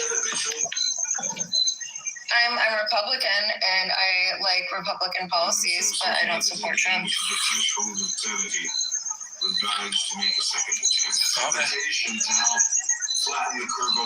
Hi, Mike. So do you think that, I guess my question for you is, do you think it's possible to have I guess, kind of use TikTok language here. Who's asking that? Do you think it's possible to be a Republican and not support Trump? Yeah, it is possible. But like nobody can see that, you know? Who's nobody? I feel like most Republicans, just from my personal experience, do not think that you can be a Republican and not support Trump. That's a TikTok thing. Like if you go to X, a lot of people who are conservative and Republican, not the Dick Cheney or George Bush kind, but the Reagan kind, they're up in arms with Trump right now. It's actually one of the biggest reasons why I switched to the Libertarian Party. Well, one, they made me an offer I couldn't turn down, and two, I was just getting sick and tired of the Trump establishment. But most people who are Republican to conservatives that are not on TikTok, like the guys on X, they're an upheaval. All right, hold on. We have a congressional candidate that fixing to. 1 second, guys. I'm going through the request because I don't have a mod in here, but I'm going through requests. Oh, wait, Marin, are you a mod? I forgot. Did I give you mod powers? No, but you can mod me and I will gladly. I think I gave you mod powers on my last account. Hi, John. What up? Somebody counts. This is John Kitover, and he is running for Congress. Oh, Irish. Right on. I'm bald and I am bold. No, but you're Irish, right? I wish I were drunk. I'm giving you mod power because, like, you know how crazy people get from, like, my old followers that, like, come in here and say disgusting, crazy, insane things. I got you. So crazy. Okay, now you're under all of our. Yeah, we notice the. I know, they, like, follow me. They constantly follow me. Like, get a life, get a job. Like, what on earth? No, I don't have to follow you. All right, Marin, you have full mod power now. No, but it's just, like, insane. Since I had a huge following in my last account, people just follow me. But No, I didn't figure. I got you. Did you get it? Who was? Yeah, I got it. Thank you. John, do you want to talk about what you're running on? I'm running in the 16th district. I am unfortunately a write-in candidate. They removed me from the ballot for insufficient signatures. It's very difficult to get on a ballot because anyone can challenge you. They can challenge every signature, and that means you have to go out and get a second set of signatures notarized and then go through what they call it's like a superficial political court. Anyways, I'm running to unseat Darren LaHood, and it turns out that being a write-in candidate is actually not an impossibility because there's other write-in candidates, and they're running very sophisticated marketing campaigns on Facebook, Instagram, etc. And you can totally supersede the Illinois State Board of Election or your state board of elections by going direct to the people and being a write-in candidate if you have a successful marketing campaign strategy. So tomorrow I'm having a Zoom call, and I'm only doing it because I saw another candidate doing it. I was like, that's so smart. Why don't I just start having Zoom town halls until March 17th? So I'm with you, the former speaker who said he's more of a libertarian now. I'm an extreme fiscal conservative. $140 trillion in debt is insane. 40 trillion in funded debt, 100 trillion in unfunded debt. We're spending 7.2 trillion a year. We're collecting 5 trillion a year in taxes. I think the COVID-19 ZAVs was a huge scamdemic, pandemic, cost us trillions and trillions and trillions and trillions. And I'm running to defeat and unseat Darren LaHood, who wants to take away your gun rights, which we most likely will need. Hold on. I'm going to cut you off for a second. Since they watch me so closely, just say pew pew. Pew pew. I'd actually like to ask you a question. Are you familiar with the Libertarian Party at all? Yeah, I supported Ron Paul and worked on his campaign back in 2010, 11, 12. So I'm actually a panel member for the Mises Caucus. Oh, great. I do this outside of TikTok, obviously, to be a part of the Mises Caucus. Reach out to me in DMs. I mean, Libertarian Party is the third biggest party that we have, second to the RNC and the DNC. Yeah. Reach out to me in the DMs because we're. It's got weight. Hoping and praying that we can get some kind of grassroots movements going. I mean, as long as you're on the side of individual liberty, I'm all for it. I'm gonna run as I'm actually gonna run with Victoria here. We're both gonna file for the mayoralship in Chicago. We're both gonna be mayoral candidates in Chicago, hopefully. So I'm probably gonna run as a libertarian because I've run as a Republican.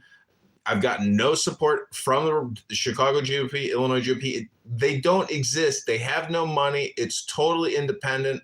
And so why not run as a libertarian? Because if you run as a libertarian, you're not going to be challenged. You're not going to be challenged, and you're not going to have any competition because nobody runs as a libertarian. It's already a recognized party. And on the ballot, there's three options: Republican, Democrat, and Lib. They don't even say libertarian on the ballot. They literally say Lib. And in today's Democrat liberal world, I mean, why not run as a Lib? They won't even know it's a libertarian. I have a question, though, to the gentleman in Illinois. It sounds like you voted for Trump. Is that right or wrong? You talking to me? Yes. Yeah, I voted Trump 3 times. Tres tiempos para el presidente de los Estados Unidos, Donald John Trump, the greatest president America has ever had. Despite Victoria's TDS syndrome, I am convinced that people one day will learn to love Donald Trump in el futuro, señor. Why would you like to love Trump? I mean, it all just went down. The British hat. What is going on? Ireland? Or Ireland? What is going on? Well, I mean, So now, are you regretting your vote? No, I don't regret my vote. No, I don't. Versus Kamala Harris and Tim Walz, there's absolutely no way I regret my vote. Like, okay, so like this is my theory, right? Okay, so I just did not see another viable solution. I told you. We haven't had like a viable independent candidate since 1970. I forget the person's name to be 100% honest, but there's just, you have to have, and this is why I will never run as like a libertarian or like as a third party, because you just don't, and no offense to you, John, but like you don't have a chance. No, I'm not saying you personally don't have a chance. I'm just saying, like, in general, historically, it is proven that you don't have a chance running as a libertarian. So you have to pick one side or the other. That's not true, because governors right now, board members across the country are actually libertarian. You have to. You'd be shocked. Surprisingly, the majority of your mayoral elections and your state elections, libertarians actually win the majority of the time. It's really only at the federal level that we have a uniparty or some kind of two-party state that we're seeing right now. I guess I'd have a question though for you, John. You say Trump is the greatest president ever, and I'm a little curious. I'm being facetious. Oh, okay. Well, I have a couple questions for you. Are you stand with the idea of socialism or even democratic socialism? Well, I think at 140 trillion. I am a part of the Mises conscience. Yeah, I understand. What you say. Listen, I think that actually everybody is a libertarian, but politics divides us and confuses us, meaning that we should all agree on economic philosophy, which is how to run a business at a profit. Not extreme insane profits, but running a pizza shop at a profit. And if our government can't do that, it has failed. And it just fails every single month, every quarter, every year. And it won't stop failing until actual truth teller candidates throw their hats in the ring. And even though a libertarian may be a loser and it can't beat the Republicans and the Democrats, the point is, just by participating, it gives you the ability to communicate in a political communication complex. And so it's very important to run and to participate, even if you're going to lose. I ran for Congress, and before this I ran for committee person. And the point is, it costs me very little to run for Congress, just a few $1,000s. And so it's really about the opportunity to communicate in the public space with politicians who we all know suck. And that's the big opportunity. And a lot of this is like self-promotion. And so if you're already an influencer, for God's sakes, you got to get involved, because the situation is that bad fiscally. And it's just common sense at this point that young people, Gen Zers, etc., like, they're fucked. And most people who think they have a pension now really have half of a pension. And really, your savings are not your savings. You like about half of your savings is what there's really out there. If everybody liquidated, the point is the whole system is built on a massive debt bubble, and the Federal Reserve and their charter and our Congress representatives have literally bankrupted the country. It's bankrupt, 100 times over. It's insane. So we have to cut the borrowing, we have to cut the spending, and we have to be honest. And we can't create artificial economies. 40% of the economy is completely borrowed. So we need a real economy. We need real transparency. We have no integrity. We have no virtue. We just borrow and spend and create a Ponzi scheme. It's a scam. We are all participants in a giant fiscal scam. Hello? Okay, but didn't Trump bankrupt several times? What are you talking about? It's not about Trump's personal business history. It's about our national economy and the national debt. Trump is a salesman. I'm scared about even bankruptcy. It's already bankrupt. The country's already completely bankrupt. Cisco, just out of curiosity, are you a Democrat or a progressive or anything like that? No, I don't. I'm not one of them. I just don't support Trump. That's it. What do you think about Zohran Mamdani? Do you like that guy?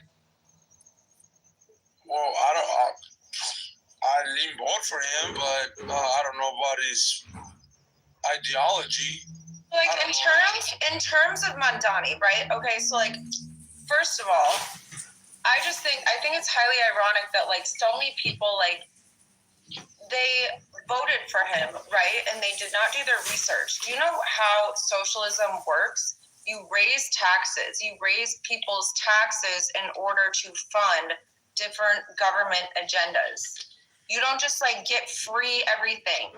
And then also, like if you're trying to have universal healthcare, universal grocery stores, how do we think universal like free grocery stores are going to work? So those are funded by U.S. taxpayer dollars, and the employees in the grocery stores are not going to get paid like a livable wage because it is socialism. We do not want socialism.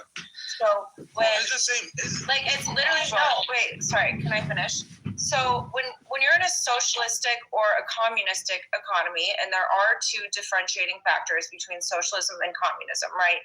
So in terms of socialism, so like Mamdani, our U.S. taxpayer dollars are going to be paying these people that are giving quote unquote free things, free healthcare, free food, but then you're not going to get quality food because the people cannot afford to run a store just based off of U.S. taxpayer dollars because we're in a capitalistic society. And then in terms of universal health care, okay, first of all, we're already essentially being taken over. So my brother's a surgeon, right? And he chose to work for a private equity-owned healthcare company. What happens when you work for a private equity-owned healthcare company? That private equity-owned healthcare company is not going to give you the level of service as if it was a private-owned company, because you are essentially giving the surgeons are having to have a top overhead. The private equity company is taking some of their overhead and they're taking up a lot of their paycheck. And so my brother was offered, and I tried to coach him on this because I'm well versed in business. And I tried to explain to him that I think that, my idea to him, I was like, okay, so you got offered a $1.3 million base salary if you went to Alaska. Go to Alaska for 3 years, invest that money. It's a private-owned company. It's not owned by private equity. Invest the money, and then you can start your own practice once you have the funds to do so. But I can't believe that private equity is completely taking over our healthcare system, and that also goes into socialism. And then a lot of people are like, oh, well, Canada, like healthcare, whatever. Do you not understand what it's like? Like, if you are on a waiting list for a heart transplant, right? Like you have a heart attack and you need a heart transplant. You're not going to get the highest level of quality care because you're going to have people that work in your socialistic economy that, like, if they actually, in my opinion, have a brain, would not be doing that because it's not business oriented. And then another thing is you're just not going to receive the same level of care. We obviously need healthcare reform in terms of it is extremely expensive. But I think it's cheaper here in United States. So I was paying $575 a month, and I went through the Illinois Marketplace. And if you go through the Illinois Marketplace, it's Illinois Marketplace healthcare.gov, and you can essentially go through different healthcare plans. I'm not sure if every state has this, but you can go through different healthcare plans and pick and choose like what deductible you want. So I got Blue Cross Blue Shield, and it went from literally over $500, and now I only pay like $75. Because like I'm $75. Yeah, and it's like I'm young. What state is that? Illinois.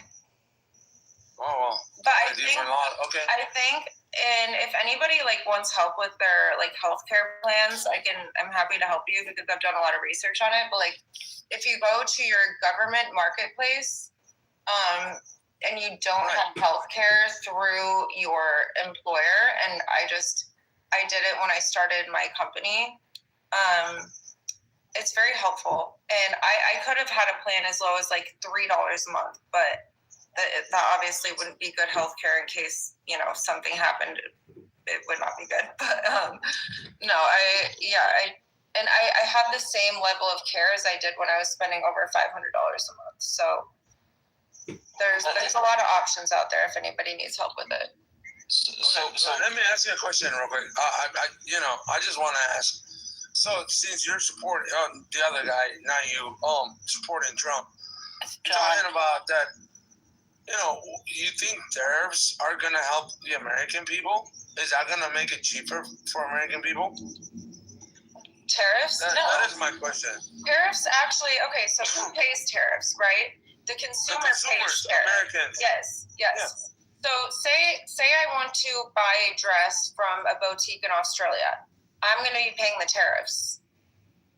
Yeah, I know that.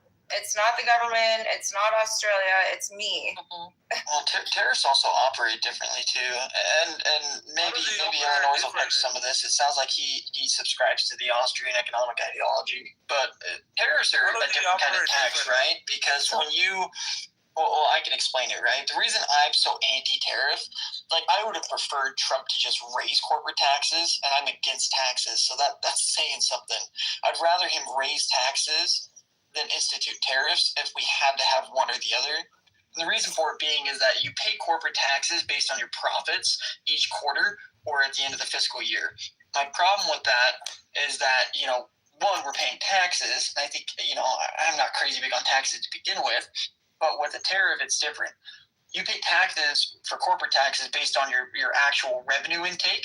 So once you've made some money, then they say, okay, now it's time to pay your fair share because you've been profitable this year.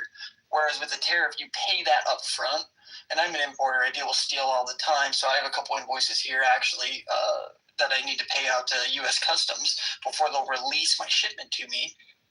And the issue with that is I haven't made any money. Essentially what you're doing is you kind of bottleneck the entryway for people to get into business, because instead of them saying, hey, listen, let me get my foot in the door, let me start getting some customers, start making some money, and then at the end of the year, when I have profit, I can take some of that profit and pay the taxes. Instead, it's all up front. Well, I need to get into business and I need to import things, but I have to have extra cash up front in order to be able to pay for all of these import duties. So you really take it out of the small guy, the guy who's just now getting into business, because their actual capital to start has to be higher in order to cover the cost of these tariffs, and they haven't even made any money. Essentially, you're spending money, and then you spend some more, and then you spend it on tariffs, and then you hope you see money at the end of the year, and some people just don't. They essentially got taxed out the ass, and they didn't even make any profit off of their dream. Yeah. I mean, I completely agree. As someone that just started a company, I mean, like I'm not rich, right? Like I'm spending all of my own personal capital. Like I could, and I am working with like a business partner now who is doing it just because he saw like the amount of money that like you could essentially make through this. So I am working with someone now, but like originally I was doing it all on my own, and I was spending money on a CRM system. I was spending money, and like these aren't even tariffs, but like CRM system, like Zoom Info, LinkedIn Sales Navigator, just like so many different things. And I feel like a lot of people are like giving the government currently, they're giving them a lot of credit for saying like, oh, you're pro small business, you're pro this, you're pro that. Like, at the end of the day, instead of giving people like credits to have children, why don't we give credits to people that are actually trying to stimulate the economy and drive growth? Why are we not giving credits to them to help them start their business? So you're aware of the female business owner tax write-off, right? You're going to utilize that. Yeah, no, I'm a woman-owned small business, and I also I did it very strategically. So not only am I a woman-owned small business and a federal contractor, I also registered it at a rental house that I sometimes stay at that my parents have. They have rental houses, and so I registered it there, which is ironically, there's very small hub zones, which is a historically underserved business zone.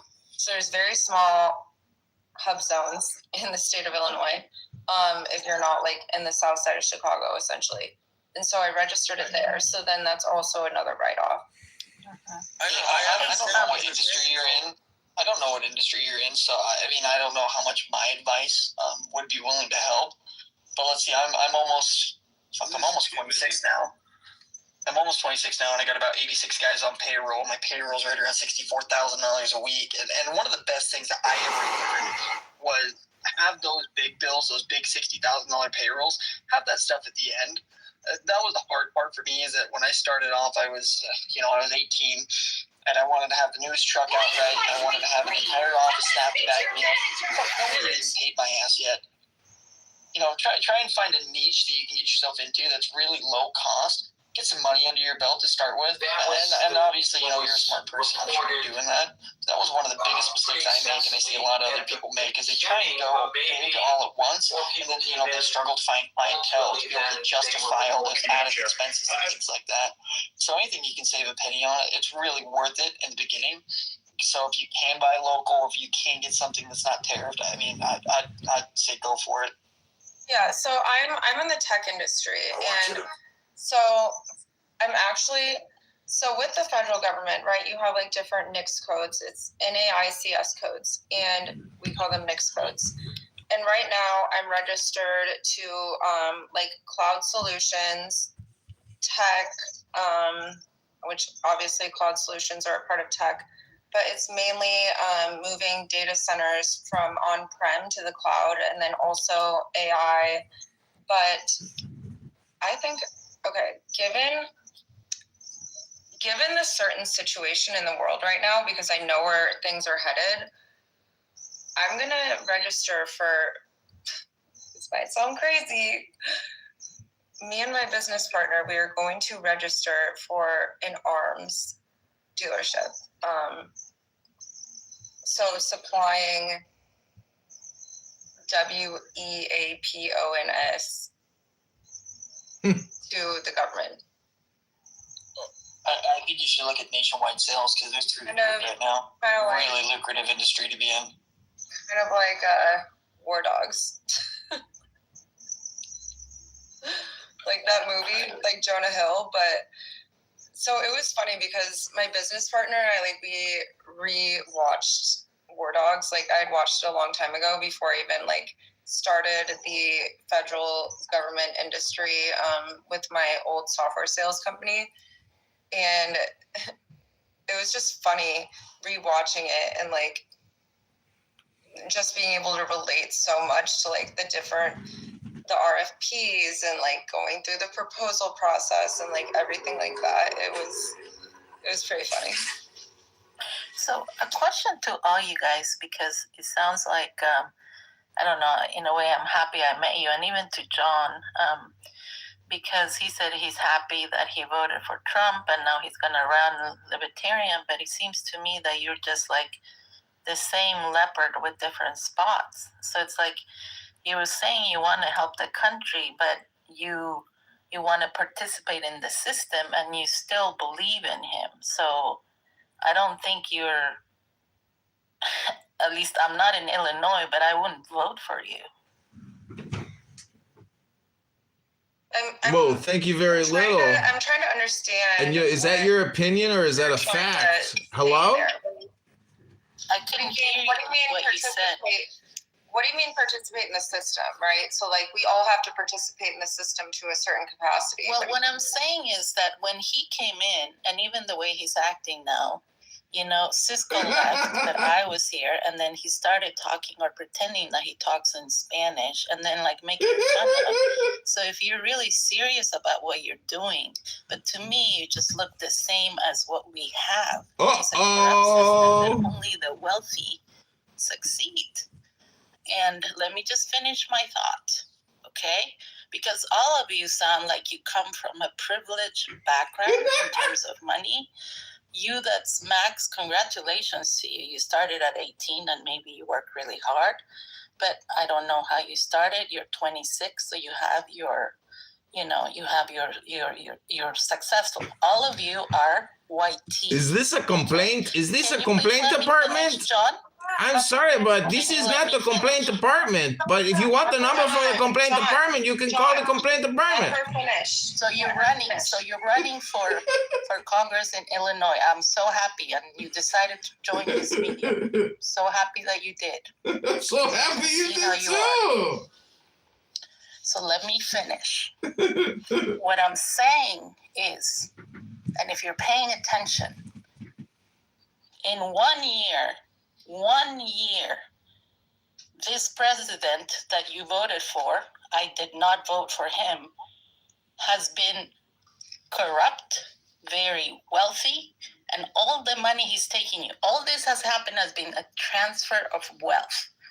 All those warehouses that he bought, the one in Georgia that they paid $129 million and it was worth like 29.4. The ones that they bought in Arizona, the other ones that they bought in Texas, every single warehouse that they bought for a detention center, they have paid double, sometimes triple, or sometimes $100 million more. This is a transfer of wealth.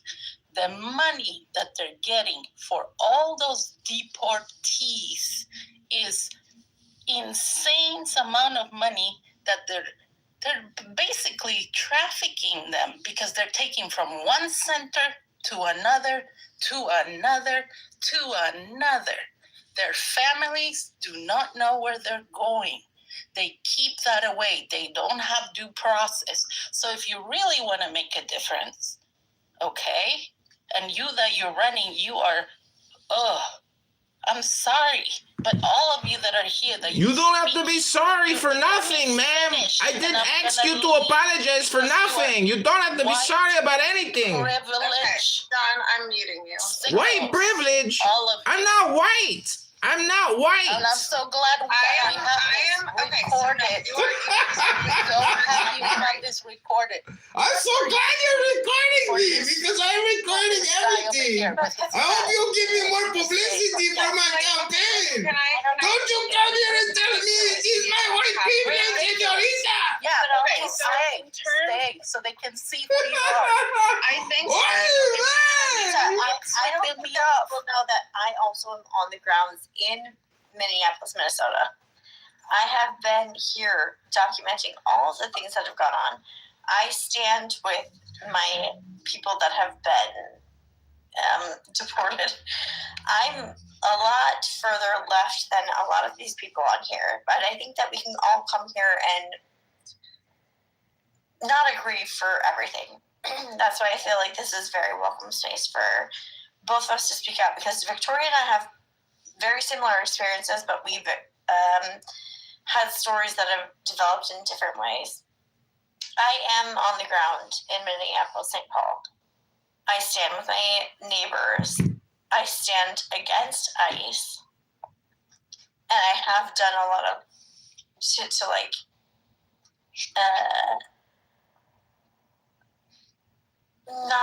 it's not welcome here for ICE. Like, let's get that clear. However, I can see where a lot of people on the other side are coming from that want to secure their borders. And that's all I'm saying. I'm just here to listen to everybody, but my official position is what I stand for. I think, okay, so my thought process about this, right, is that, like, if you came across the border to like seek asylum and you have an ITIN and you are positively contributing to society and you are paying taxes through that ITIN, then you should be able to stay.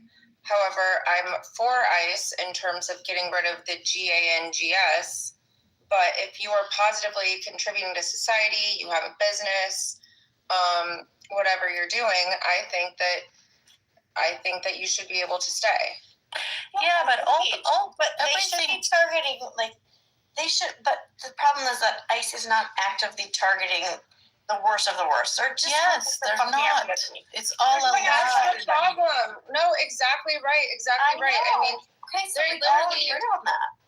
And like, okay, so they're also just like basically targeting people like and again, I'm Republican, but like based on their skin color. And there are people that I personally know that are having to get state issued IDs for their children that are, you know, going to like even elementary school. Like there's like 8-year-olds that are having to get state issue IDs to prove that they're a US citizen if they are not white or black.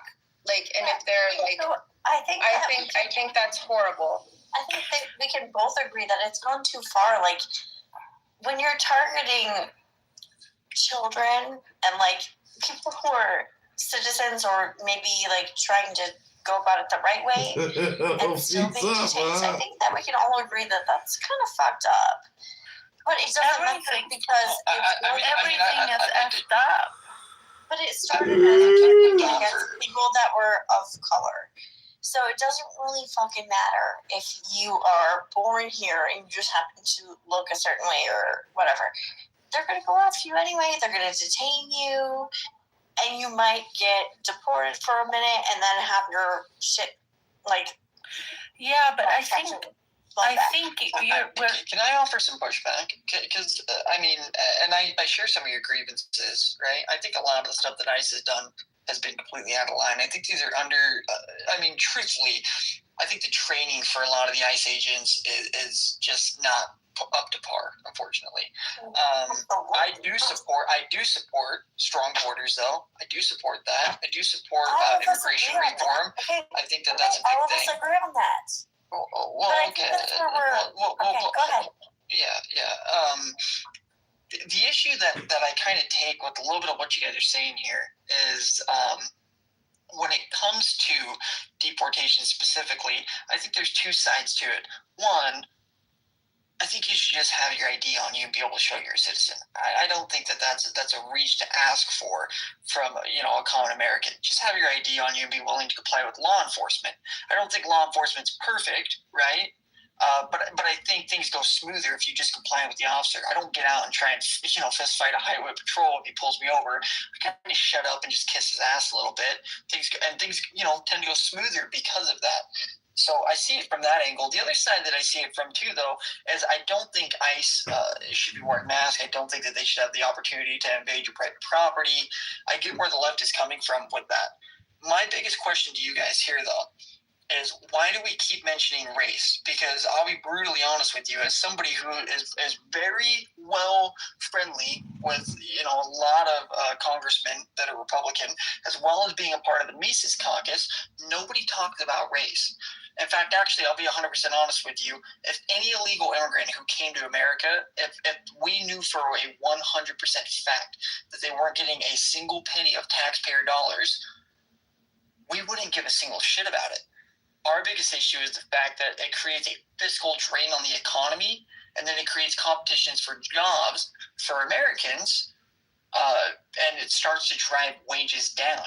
I don't understand why race keeps getting brought into this. I think it's kind of pessimistic to assume that everybody's just racist. Wait. Hold on a second. So why are we giving a substantial amount of our taxpayer dollars to the I country for some of their health care, for everything like that? It's basically the same thing. That's another issue, but and we keep giving money, and there's no balances or checks, and the ironic thing, because what, this gentleman who's right next to me, he keeps he's running for something, but whoa, what I'm saying to you is that the reason why race is so important is because now, and the African American, the Black people have known that forever in this country, in the United States, because they have always been treated differently. Now, you're right. Cheap labor are the immigrants, the undocumented immigrants who come, or the immigrants that the companies pay so much money because they have cheap labor for doctors, cheap labor for teachers, cheap labor for nurses, whatever industry that needs those employees, and they say, well, we can't find those in American, so we're going to bring them from the outside. We're going to pay them lower, and on top, they used to get that visa. So this is coming from the companies, right? This is not coming. Yeah, no, it is. And so that's the cheap labor. And what's happening is that once those immigrants are here, that they come with their documents, with their visa, they can work. What do? They stay here. And that's when they become undocumented. And the whole thing about the immigration law is a When I say joke. numbers, I mean How can you only have 600 immigration lawyers and the backup that exists and the lies that this man has sold to everyone, and some of you believe it and some of you want to still support this, is disgusting. Disgusting in the sense is disgusting. And hold on, let me just finish, please. Let me finish. The difference is, and you guys can also see, clearly I'm not a Republican, but yes. Clearly, you are not nothing. You are a complainer. Father, You are a member of the complainium. We will notify the complaint department in the complainium and tell them you are complaining too much. Different than what we have now. This, and this is not, of course I didn't like it, but those presidents behave like presidents. Presidentes. This is something new. This is something new. Donald Trump is like something we have never experienced before. He is like a thunderbolt from the sky that is destroying the world. Cuidado! Sound the alarm! Amigos, amigas, cuidado! I'm so glad this is recorded, because you're starting. Because he's a candidate. Like, clearly We're going to be respectful.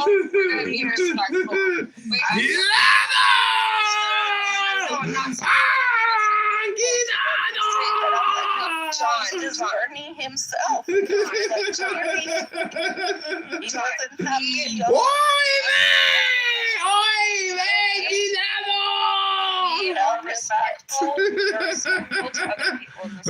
respectful. You better respect my opinion. He flipped me off. You better respect my opinion, or I'm going to call the Karen police on you. You are not a good boy. You're naughty boy. Why are you such naughty boy? I'm going to report you. Illinois, that's being disrespectful. Please drop him if he's running. Drop him! Disrespectful hombre! He's a no good man, hombre! I'm a little lost because this didn't really address my question. My question was, why did you mention that a lot of us are white? All right. Because we are racist. We are racist. Because you're privileged. Privileged white people with racism. The system in the United States. You have privilege. Where are you from, Fafita? Where are you from? It's not important where I am from. I am here to call you a liar. No, that's fine. Just I'm wondering You what said- your lineage is. You said I'm 18, I'm 26. You even stated your money and everything, which is wonderful. It's so good for you. I don't know what that has to do with privilege. I started off. So what I'm saying to you, what I'm saying to all of you, if you don't understand it, you don't have to. You don't have to understand my political position. It's also the circumstances that you were born in, because we don't choose what type of family. That's right. We did. I didn't choose this privilege. This privilege chose me. That's why I'm lost. I'm sorry for over talking you. Mike, you have white privilege to the max. You are to the max. Your white privilege is huge. I don't know what to tell you, buddy. I'm lost. How so? Oh my gosh. Oh my gosh, man, you don't even know your white privilege yet. I think I've been pretty Okay, hold on. If you don't understand that you as a white male has white privilege, Yeah, I don't know what to tell you. Yeah, well, what is my whiteness It doesn't mean that you have a leg up on anybody. I don't know my white privilege. I still got to apply for a job. I still got to interview for a job. I still got to compete with everybody else who's got privileges. You guys. Hold on. Okay. Let's not talk over each other, and everybody just be respectful, please. But in terms of, it's kind of like a double-edged sword depending on what industry you're in when you are a white male. So I don't think it's fair to say that a white male has like more privilege than someone else. I think it's all about socioeconomic status, right? It's really not just like based on race or skin color. White men are believed regardless of socioeconomic status. Also, I mean, my brother, okay, so I'm going to give my brother as an example. My brother is a surgeon. He interviewed at Harvard Med School. He was number one for his residency, and then he was number one in his med school class. He was number two. But there was somebody, and I'm not RACIST by any means whatsoever. I mean, I literally own a nonprofit. I'm not racist, but you have white brother privilege. Was beat out when he was number two as a white male by somebody who was ranked 47 in his class, and it was a DEI hire initiative. Which, you know what, like, I understand, like, and props to, you know, the young Black woman, and I'm not racist, but props to her for being able to attend Harvard over my brother, but it was a DEI initiative.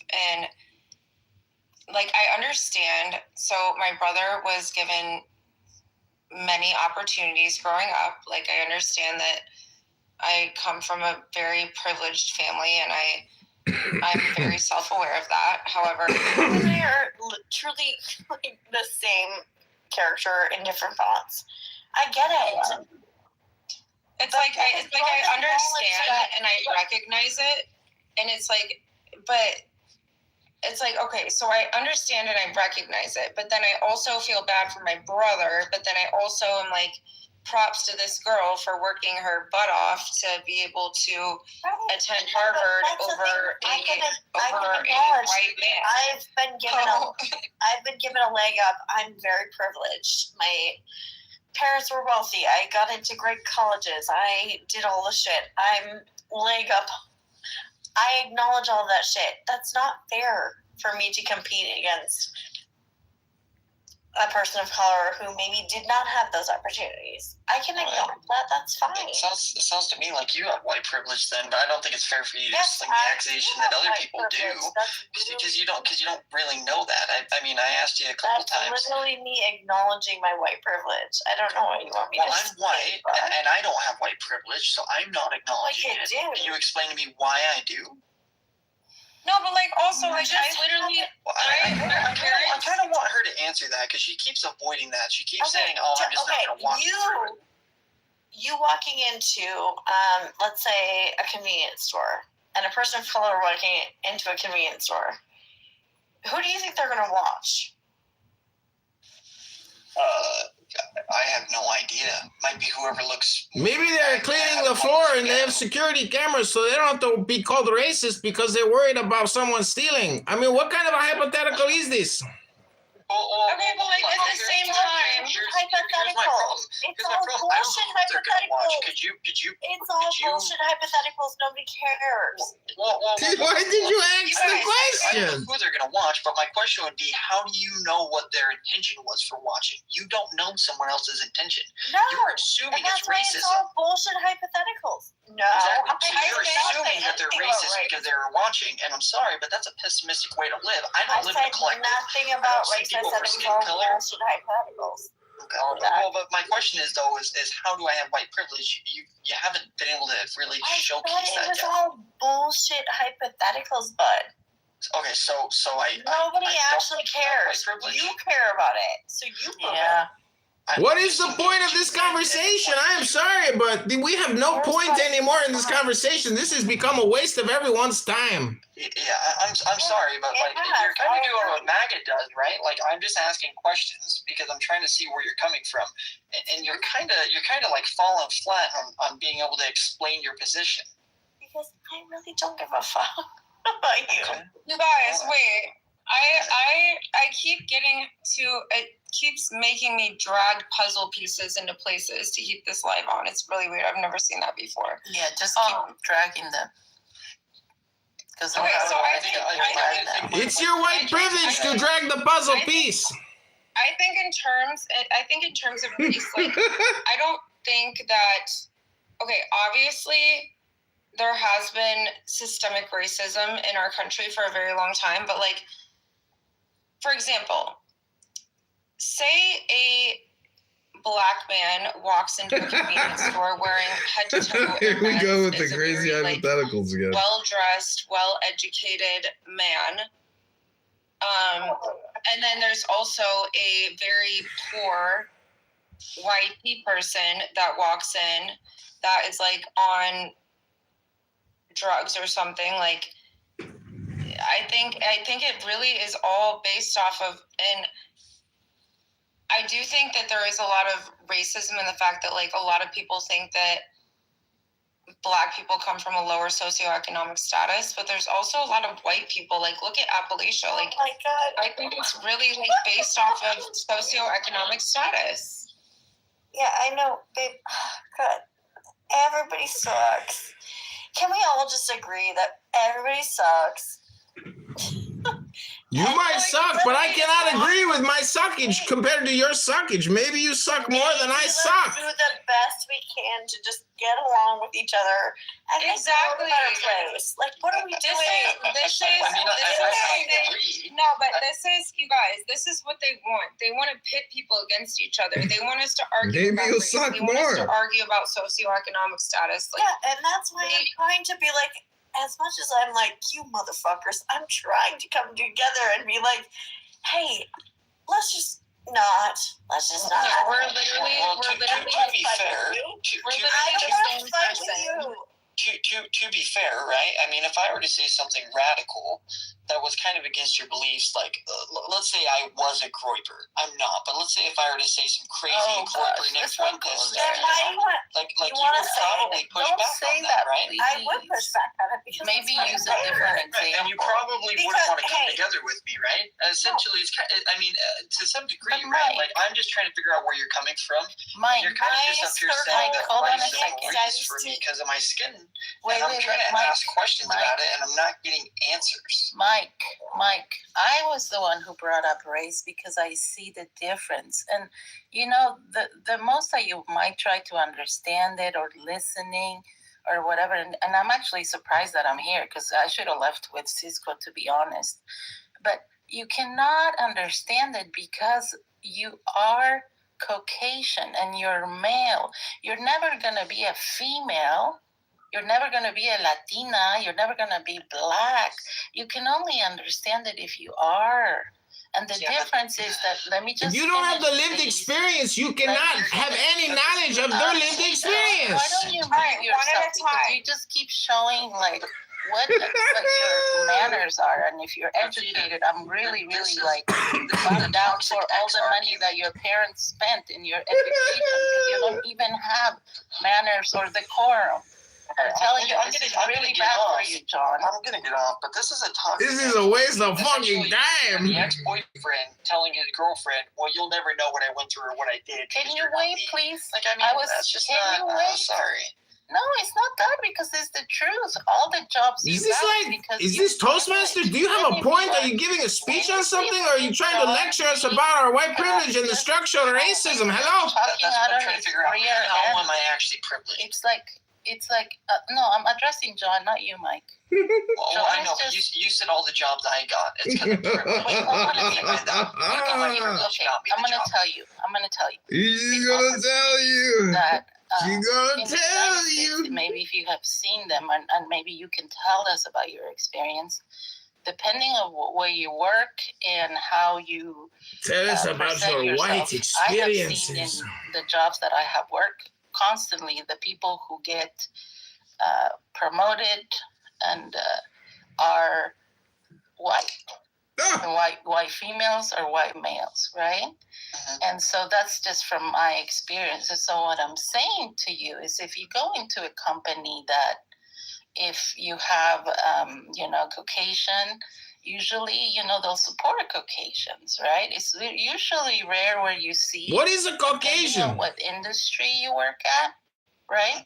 That you'll see somebody who's in the management position that is a different race, and that's all I'm saying. What is the point of this conversation anymore? You can tell us your background or your story. I'm just saying, and that's why we are referring. Well, at I don't need to give my your background or privilege. story. I'm just curious. So essentially what you're saying is that if you go to a white business or a white work industry and you're black, you might not do as good as the whites because they prefer to work with white people and promote white people. Is that kind of what you're saying? Yeah. In that same sense, if you're black, you could go to a black-owned, black-only business in Chicago, and you would outperform whites because the black people have a preference to work with other black people. So it doesn't sound like it's privilege to me. It sounds like some people have a preference for other people.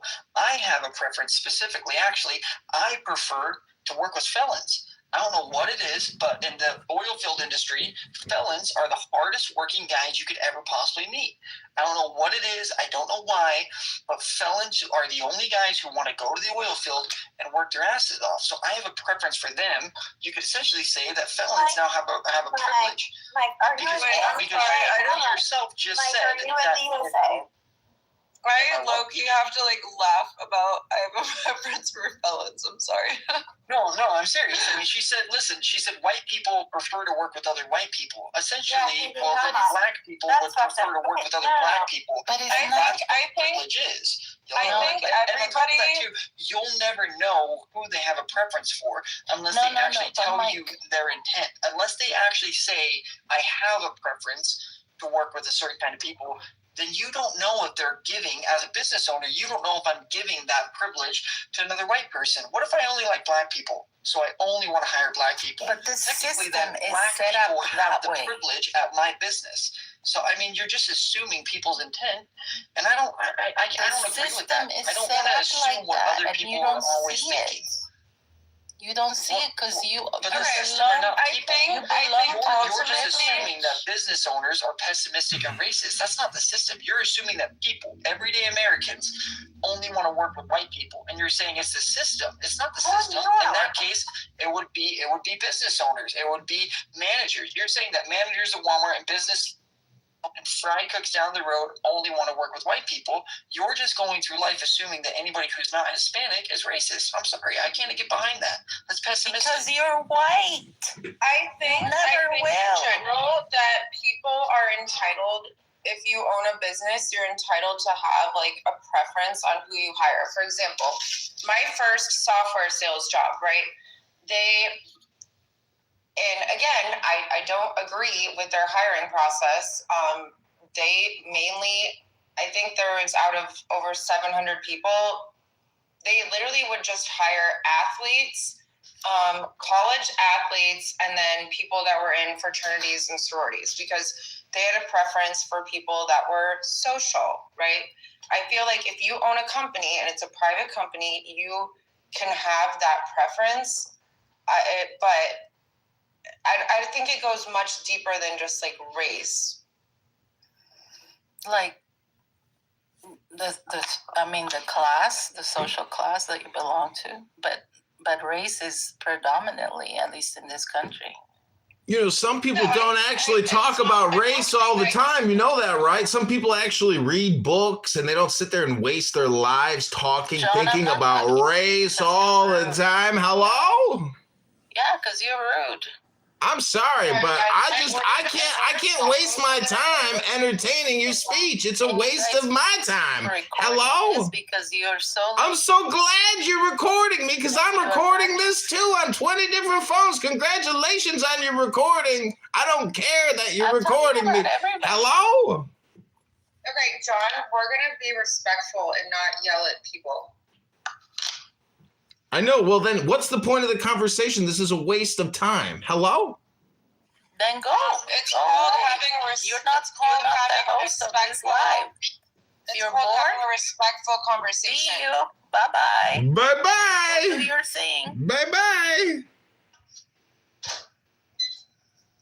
Sorry, I'm warming up my tacos. I ordered No tacos. worries. Wait, I'm sorry. If I leave, is it my white privilege to leave or is it my privilege to leave? Yo no voy a hablar con. Which one is it? Is it my white privilege to leave or is it just my privilege to leave? Because I don't think my race has anything to do with the fact that I'm going to leave and stop talking to you. Me da pena tus padres. Adiós, amiga. Señorita, que Dios te bendiga aquí. El cordero del toro del mundo, por quienes pecados del mundo es aquí. Coyorra. Señorita, don't waste my time with your bullshit. You know why you didn't get the promotion at the job and the white girl got the promotion? It's because you complain too much. You are on the internet complaining to random people, telling them that you are recording their conversation. This is a waste of time, and you waste people's time with your bullshit. Sorry, somebody had to tell you. Sooner or later, someone had to tell you. Sorry, somebody had to. You're Bye-bye. wasting our time because you're running for a candidacy. Somebody has to tell you. Somebody had to tell her, Senorita, you're wasting all your time complaining to random people on the internet. Sorry, Senorita.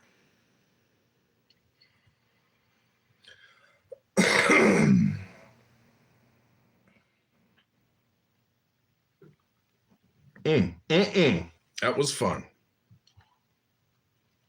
Lo siento, señorita. You're wasting all your time.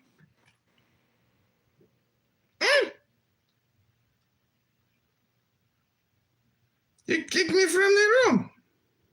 That puta madre.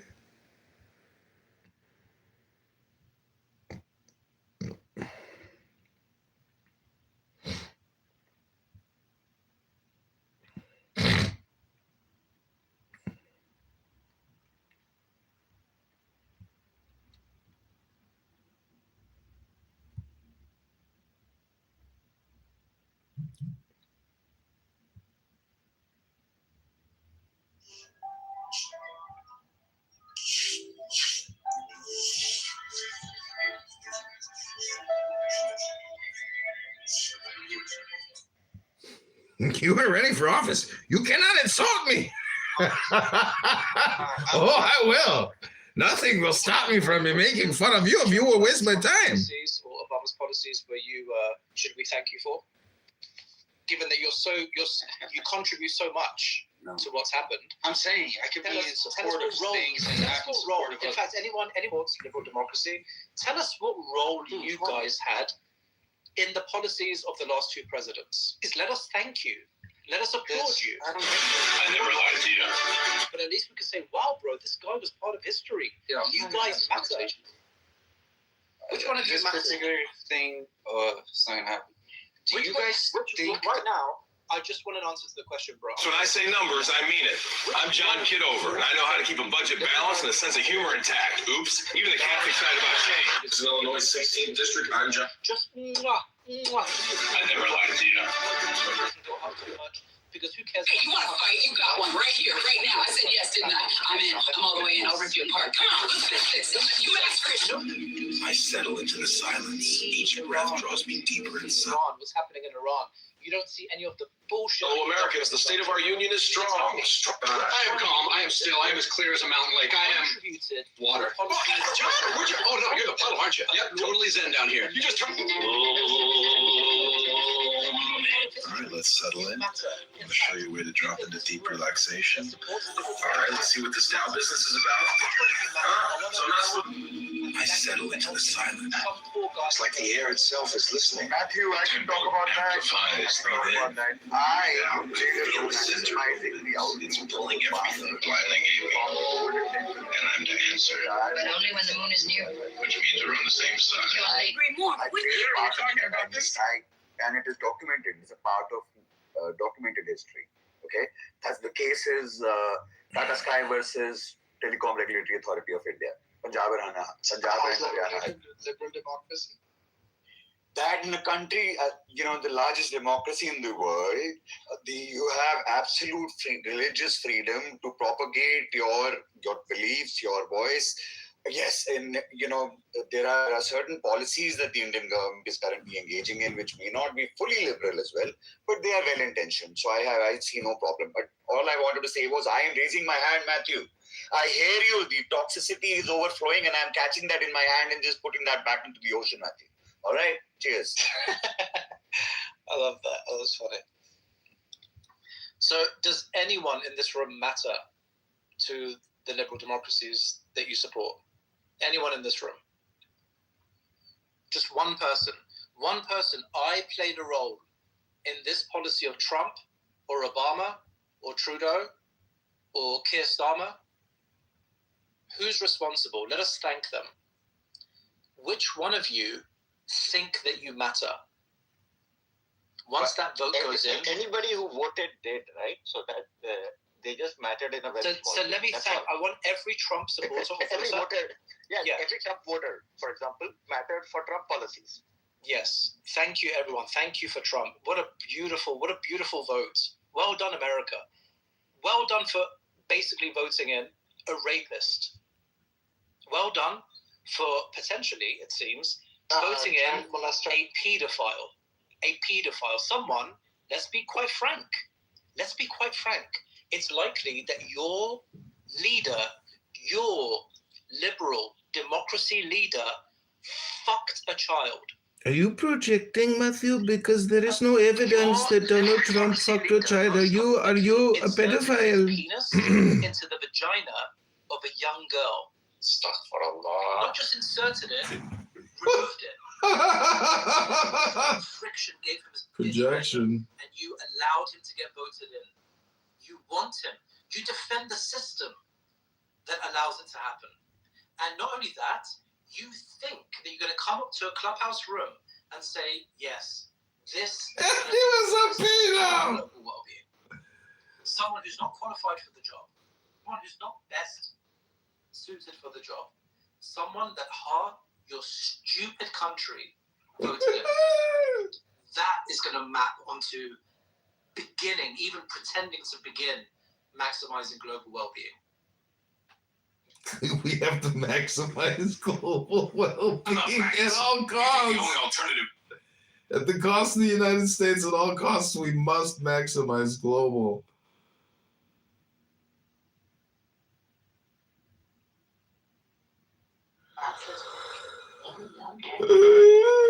Maximize.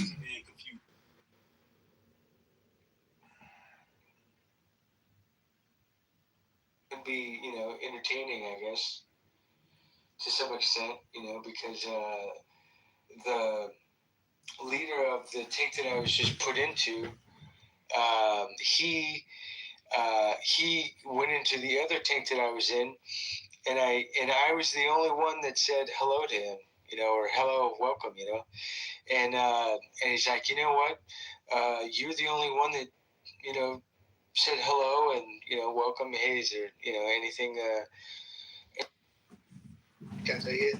well, he was in the other tank, and he was the leader of the tank, and so me and him became friends and all that stuff. So he told me about all kinds of shit and stuff I didn't want to listen to. So, but he ended up being a good guy, and we became pretty good friends. So, anyway. Well, point of order, moderator. Moderator, point of order. I would like to address your question there. And there's been times in my life where I felt that everything was a scam, but then I see we're $40 trillion in debt and $100 trillion in unfunded debt. And I say, you know what? It is all just monopoly money. We can just seem to print it up limitlessly with no repercussions. And you know what? We just took out the Venezuelan president. And you know what? We're going to do some other things this year, and it's going to be spectacular. You know what? Just before you said that, I just want to say thanks to his story, Father. That was amazing. All that bullshit you can come back out, but cheers for telling your story. I've been to Mexico. It's fantastic. I love Latin America, but I just didn't want to just cut you off and just talk about some bullshit. You can come back up whenever you want to do. Oh, it's some bullshit, huh? Yeah, thanks for sharing that you didn't have to. I appreciate that. Oh, I know. Yeah, appreciate that. Beautiful. Yeah, thank you. I said, what's happening? What? What's up, Issa? Issa Kant. Issa, did you enjoy Donald Trump's State of the Union address yesterday to the world? I watched a very abridged version of it. I didn't watch the 2.5 hours. What was your favorite part? Of the Daily Wire. So you got the highlights then? Yeah, I guess. I mean, I didn't hear that because I bet that half the time was applauses. The applauses. Were you on Kalshi doing all the betting while it was going on? No, I was sleeping while it was going on. Are you upset that NATO is going to have to kick up billions and billions of dollars from 3% to 5% of the GDP? Oh, I think NATO shouldn't exist, actually. So I don't know. You don't think the North American Treaty Organization should exist for the security of the Western world? I don't think it should exist. No, I think countries should invest in their own sovereignty and the protection of their own sovereignty. I don't care. I live in Switzerland. We got a good army here. Lord, no say a pinche gordito, Lord. Oh my God, Lord. So you don't think there should be NATO? We shouldn't spend, 3 to 5% or 10% or even 20% of our GDP annually on an international security and regime changing and civilization building empire? You want, but I think it's stupid. You think professional soldiery is stupid in the face of Islamic terrorist jihadist pirates that still roam the world? No. That has nothing to do with Islamic jihadists or anything. I mean, like, countries... No, they provide security against the Islamic jihadists. Yeah. Countries should invest in their own army and their own security. Yeah, that's what we do.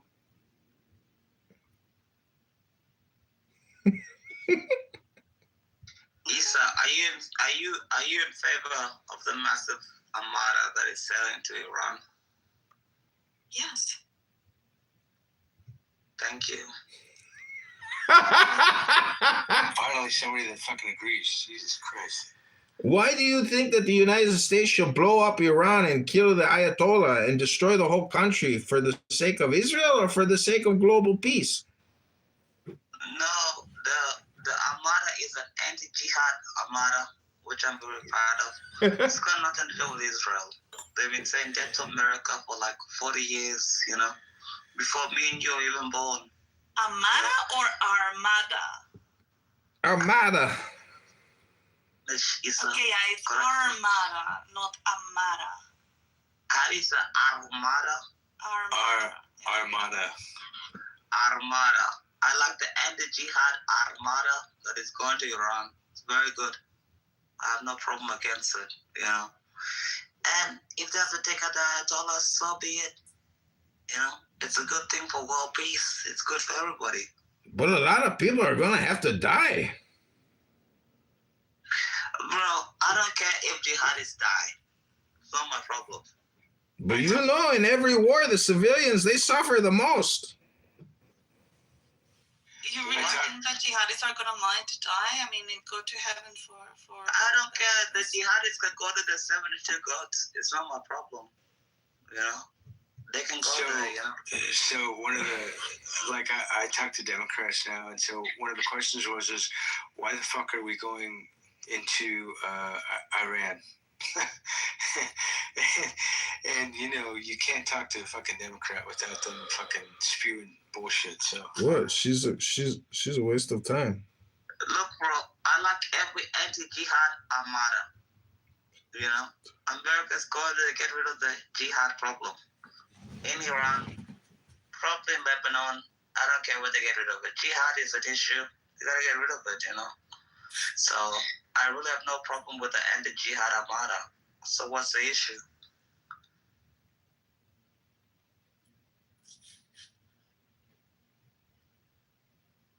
Democrat or Republicans, who disagrees?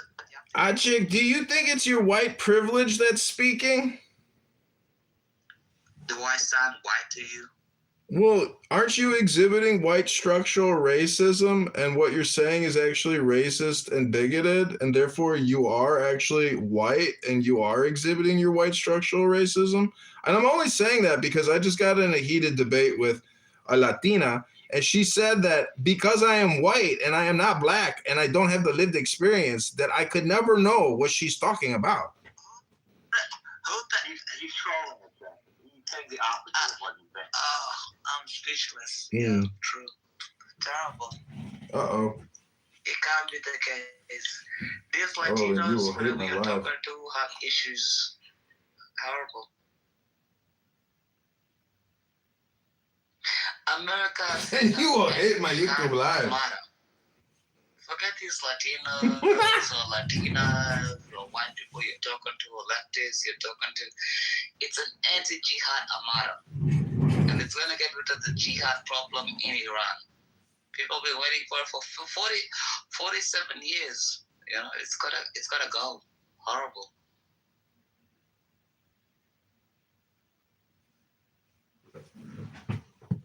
Achik, are you willing to go serve in the military to go defeat the Iranian regime if you had the opportunity? I already served. No, would you go back for extra justice and to help liberate and to secure the world? I just told you I already served in the military. If America gets attacked, of course I'll re-enlist to help the United States 100%. I never want to see the United States fall in my entire life.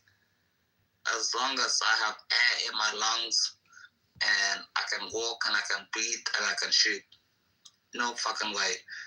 But already served, but the United States, there's no way I'm going to let that country go down. I love America. Such a beautiful country, no fucking way it's going down.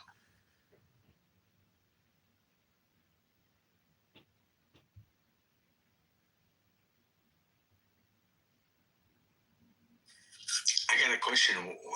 Why did you ever live in America, or is there a reason why you left America? Yeah, I lived in America for 1 year. Oh, okay. First year of university, Alabama. That's why I met my missus. My missus, she's American, not American.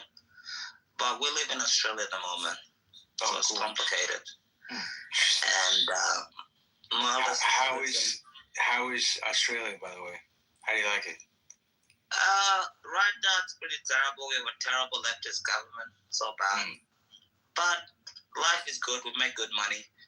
My older sister, she's married to a Black American in Texas, Alice. Oh, cool. Which is a good state. So I try to see as much as I can. But I love the United States. If anybody attacked the United States, honestly, I'd fly over there, do your military training, and I'd go serve. Because I want nothing bad to happen to America. I think it's the greatest country on the entire planet. And it serves for freedom for everybody else. Without America, we're all fucked. It's just a cold, hard fact. You know? Most people don't understand it, but it's true.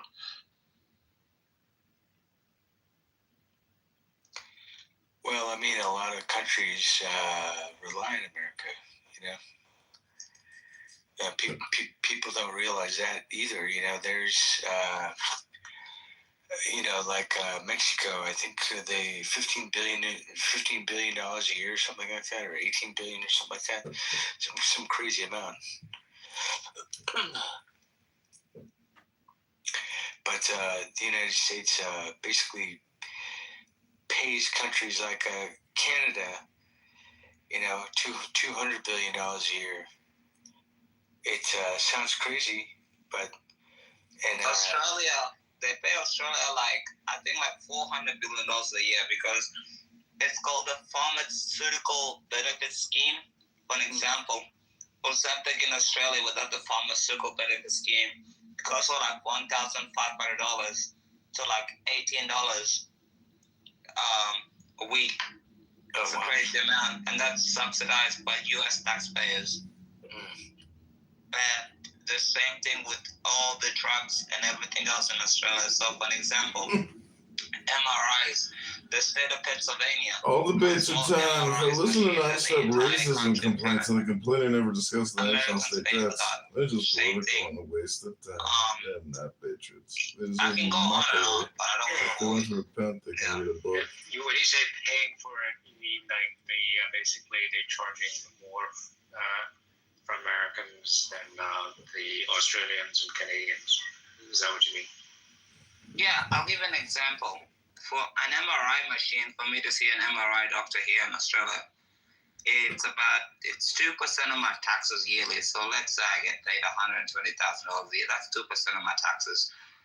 But the rest of the people, let's say you earn $0 and you're on welfare, it's the same price. It's free. But who covers that? It's the U.S. taxpayers that covers that. That's the problem. That's why it takes 6 months to see an MRI doctor in Canada, like in America. That's why a lot of Canadians were like, well, fuck, I have to see a doctor in 6 months. I'm going to go over the border and see one in Pennsylvania. It doesn't work that way.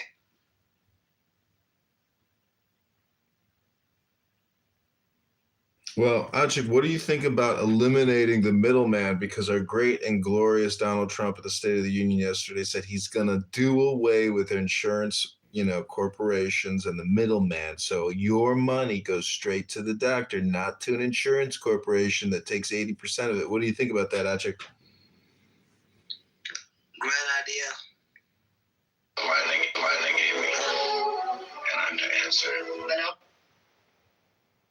Why they gave me, and I'm to answer. You know what even is a better idea? Just stop subsidizing the rest of the world, and your health insurance will pretty much be free. Just stop doing it. Yeah, people are gonna get pissed off, and stop subsidizing people.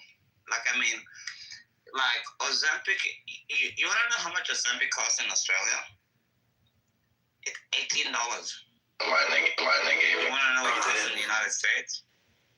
It's $1,000 or something ridiculous. And you know who subsidizes that? The U.S. taxpayers. Because you export it to the rest of the world. I'd be pissed off about that if I was an American. It's cheaper now because of Trump RX. Yeah, but if you stop exporting it, it wouldn't cost that much. It's $18 in Australia, father. It's like $18.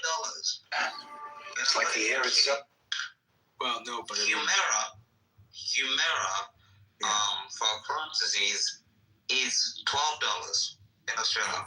In the United States, depending on the state, it's $1,000, and you make it. Yeah. Yeah, that doesn't make any sense. I know drugs here in Mexico that are way cheaper than America. It's like the. Yeah. All right, let's see what. Yeah, so Trump is going to instead of the money going to the insurance company, she's going to send it to the people. So probably through health savings accounts or something like that. Health something accounts. So that'll be interesting. I hope it happens soon, but yeah, but why complicate? I'll ask you a question, Father. All right, let's see what this cow business. Like, All right, in let's settle Australia, in. there's something called superannuation. All right, let's which settle in. means wherever job you go to, 9% of your wages weekly have to go to your retirement fund. So you don't need a pension at the end of the day. It's just the government saving you money for you, and you can invest it, you can do other things, and they can do it for you. I don't understand why you do that. well, in the U.S. it's called the 401k program, but and that's opt-in, opt-out. So either you do it or all right, let's settle it. That's optional. There's no requirement for that, and here it's mandatory. yeah, There's no option. You have to do it. yeah, it's yeah. I wish they did that in the United States. To be honest with you. Well, actually, I mean, I think it's best not to. The best thing is just leave the people themselves to arrange for their money, arrange for their future. But the last thing we should do is to I am calm. Social Security. I am calm. I'm still. I'm a scheme. No, I'm not talking about Social Security. Like in Australia, you have something called superannuation, Hanson. No, I understand. It's a mandatory. They force you to. Yeah. I mean, I think that's better than the Social Security, a mandatory Social Security, but it's not the optimal. Optimal is to let the people use their own money, but you don't. You have to be responsible for your life. You don't get when you spend all your money. I am calm. I am still. I am as clear as a mountain. Americans, the state of our Americans, the state of our union is strong, stronger than ever. Yeah, that's what I'm talking about. Like you can only take your superannuation when you're 65, which is the retirement age. So like. No, I understand. I'm saying it's suboptimal. It's not the optimal, but it's better than having a Social Security that other people paying for your life.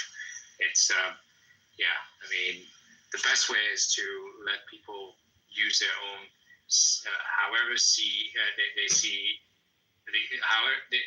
they should use their own money, however they see fit. Americans, the state of our union. I settle into the silence. But they use their own money. I settle into the silence. Yeah. The last thing we should have is have a welfare state. Well, I think it's just like a gay state now because, people would rather talk about LGBTQ rights, CRT, BLM, DEI. The federal debts don't mean a thing to political people. And the truth is everybody's a libertarian, but everybody's conflicted because they keep talking about their political opinions, but nobody's running it as if it's a business. So the whole fucking perspective of 99% of every schmuck you talk on this app is not a business perspective, it's a political position, and they could give two shits about paying down the debts. They don't give a fuck about the debts. They think that you can just borrow to pay the borrowing you've already done. So we live with morons, and these people are out of touch with reality. They don't understand nature or law. And you know what? I'm sick of talking to these fucking losers who want to say everything is racist. And you don't have my lived experience, so you can't comment. Fuck you! You don't know how to read a balance sheet, you stupid bitch! That's true. But then they want to run your life.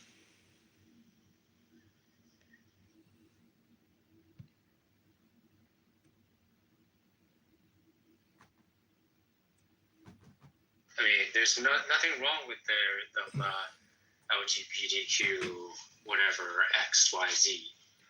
They can just fuck themselves, but they want to fuck your life. That's the problem. I settle into the silence. When I say numbers, I mean it.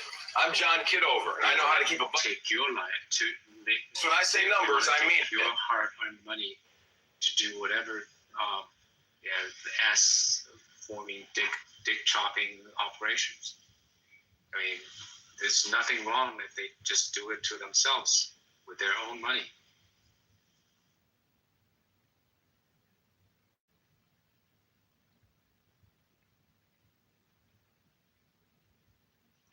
Lord, what's your point, Lord?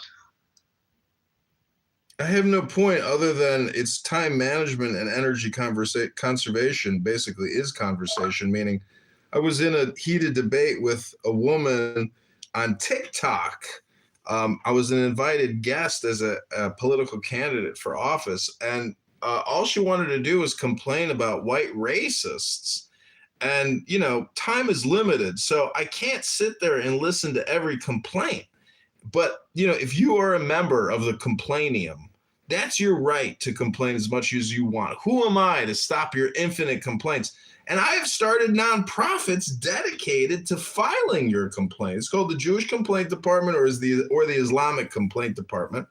And we will listen to any complaint you have, but it just goes into a filing cabinet. And unfortunately, your complaint won't actually change the situation. Only action and doing things can do that. Words can never do that. Only action. Hello? What action are you doing? Well, I'm running for Congress. I'm a write-in candidate because the lawyers and the judges and even the election clerks are all fucking liars and backstabbers and frauds. What district are you running in? The 16th District of Illinois, maybe you've heard of it. I know you live in Australia, but, I'm sure you're aware of all the districts across America, across all our 50 beautiful states. Why don't you go talk to your constituents? I am. I have a Zoom conference call happening tomorrow at noon, and I'm live streaming this on YouTube right now so everyone in the district can hear what their favorite candidate is saying.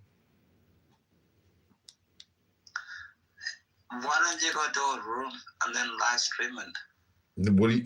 What do you think? What do you think I'm doing right now? What do you think's happening right now, hot chick? I'm killing 2 birds with 1 stone, maybe 3 birds, maybe 4. And I'm working on fucking Instagram videos, creating AI videos. I'm working nonstop to liberate my people. The problem with the people on this app is they're just complainers. They're not actually trying to liberate their fellow Americans. They don't give a fuck. They want slaves. They don't care about freeing people or liberty. They don't care about your Constitution. They don't care about a balanced checking account. They don't care. They just want to talk to you about abortions and LGBTQ and CRT and BLM and DEI and all the racism, never-ending complaints. Dude, I got 5,000 more complaints. Just complaining. Nobody was talking about abortion. Oh, I'm talking about it. I'm bringing it up right now. I'm going to complain about the complainers. I'm a complainer too. I'm just complaining about complaining. Oh my God. It's a complaint universe.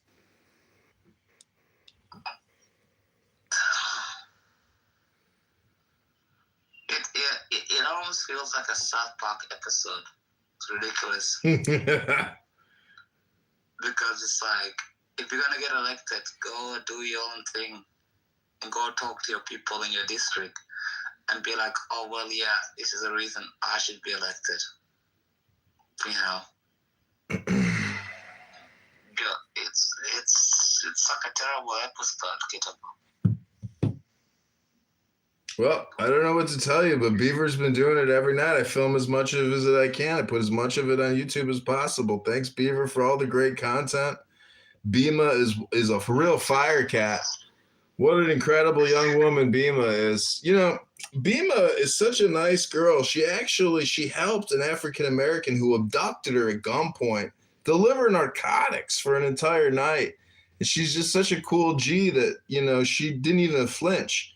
And then eventually she got tired and was like, listen, dog, I got to go home. I can't keep delivering drugs with you all night.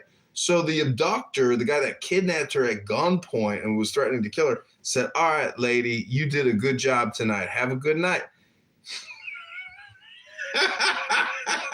Death by mod. Death by mod.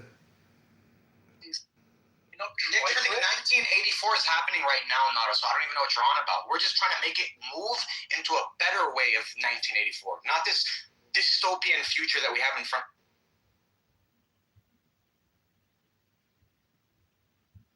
You don't like that, but it's terrible, you know. And then exposing people is terrible. So bad. Like that. India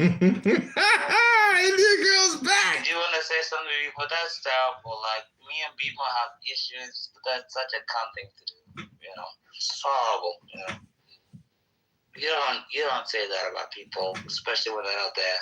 What did I say? I'm just repeating a crazy feeling story. Especially when you just lie all the time, especially when you use it for crap. I'm like, if you're so great, go open your own fucking room. That's what I'm doing. I don't understand. Open my own room. It's terrible. Our chick is so sensitive. Worst of the worst. Fuck. What happened this time? These big think tanks with so much running for Illinois for like the 20th fucking time talking about other people. And they're not even here. At least if I call somebody a fucking cunt, at least in the room. It's a horrible thing to say about people, you know. It's a horrible, terrible, awful, horrible, terrible people. Especially in the room when you talk about her. Horrible, awful, terrible people. Fuck me.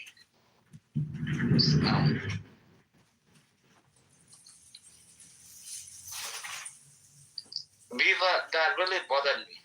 You know? If you're there, you're there. That just pissed me off. Horrible person. What's up, Drew? I remember in the very beginning part of my clubhouse career, that's exactly what people would do with me because I was the, I guess, the cult leader of the fucking group.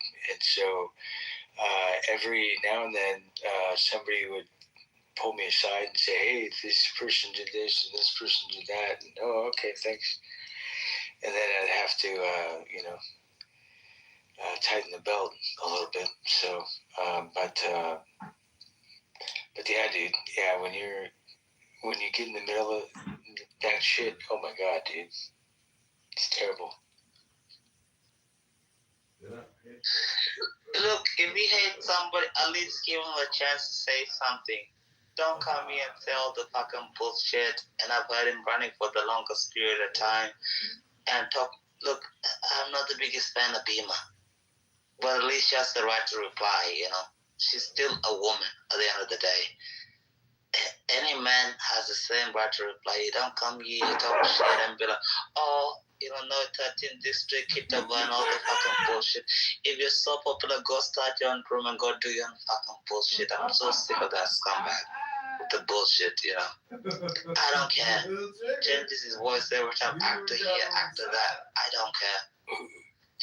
People like that just annoy me. Terrible. Kitover.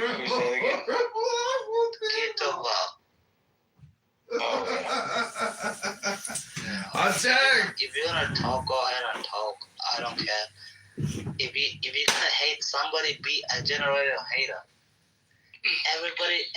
Everybody knows I hate Coco. She's a scumbag. I will say it with a smile on my face. I won't even say it behind any person's back. But he comes. Poor Bima is defending Bima's honor. I know he loves Bima. I love Bima too. But I can get along with her in certain rooms and everything else like that. But he comes here and just talks some bullshit. Oh, I'm running in this 13th district because some come 13th district. I don't care. You know, it's horrible. But I don't care. I have no problem with Bima. Bima's okay. We might disagree on a lot of shit, but all that shit's politics, you know, whatever. You know, when you know, at the end of the day, when you can talk just normally without the politics, that's when you get into good stuff, But the politics stuff, whatever, dude. I mean, at the end of the day, is our opinion going to change anything? Fuck no. Like, is there anything we can do about it today? Not really. So, I mean, all this politics stuff, it's just for conversation. It's just for entertainment kind of thing. So, and the thing is people get so wound up and so fucking serious about it. Oh my God, dude.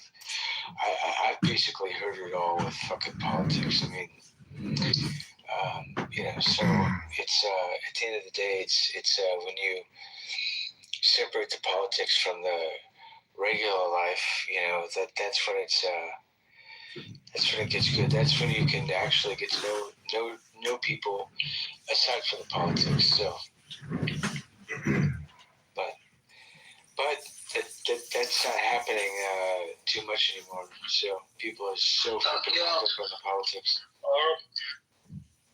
It's so hard. You're right, people. It's so horrible.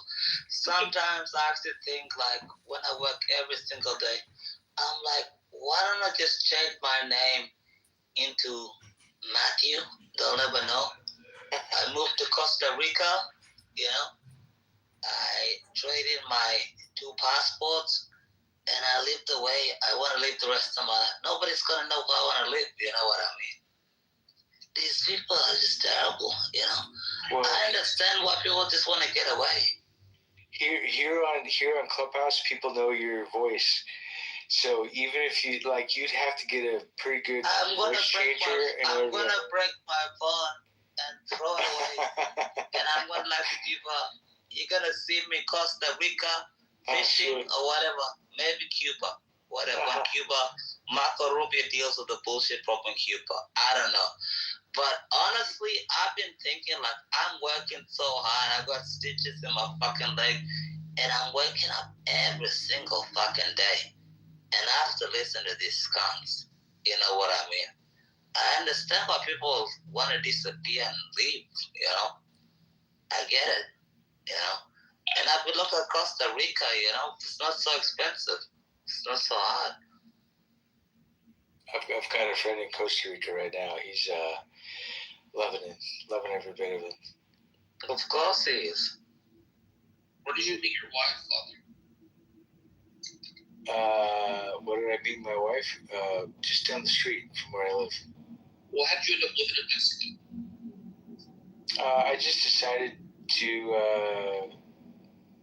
move to Mexico. I've been coming down here 15 years before that, mainly down to Ensenada.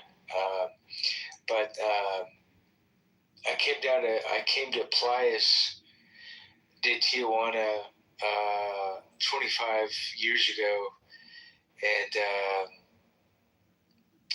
met, I guess one of our friends was friends with, I don't know, a cartel, I guess. And we got to meet them, and that was interesting. That night was interesting. I'll never forget it. But yeah, I've been coming down to Tijuana for the last, or not just Tijuana, but Mexico for the last, or Baja California, whatever, for the last 25, 30 years. So,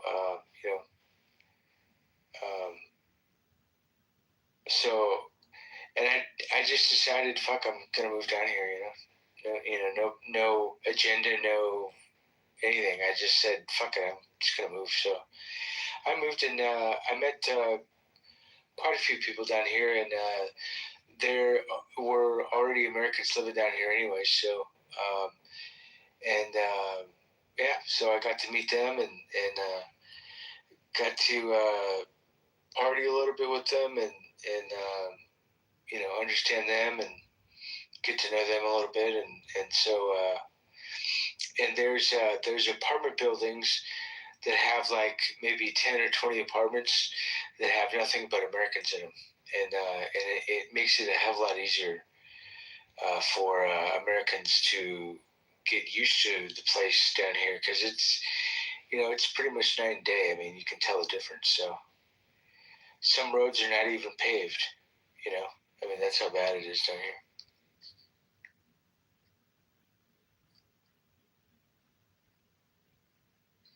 It's still freedom, though. Yeah, and believe it or not, you know, there are actually a lot of CIA people down here. There's a lot of FBI people down here. There's a lot of military people that actually that live down here that aren't supposed to be living down here.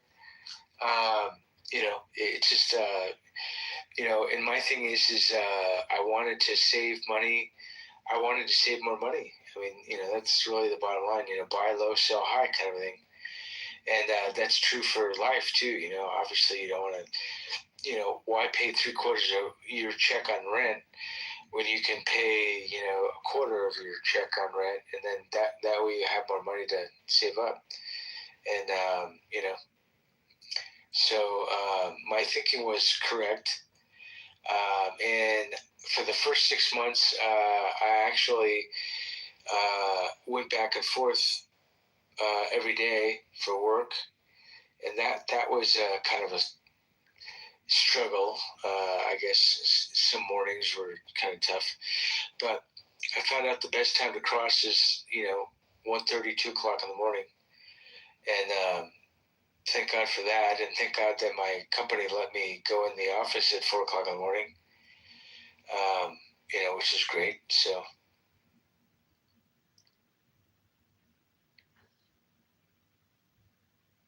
Oh my gosh. What, they let you go that early? Incredible. Well, I mean, I had keys to the place too, so, but I had to ask, you know, I just asked it just out of respect, you know, hey dude, you know, I'm going to be crossing over the border at fucking 2 o'clock in the morning. Can I, you know, can I come in at 4, 3, even 3 o'clock in the morning, 3, 4 o'clock in the morning? Can I come in and, you know, I'll either work or sleep, you know, one of the two. So they said, sure, dude, no problem.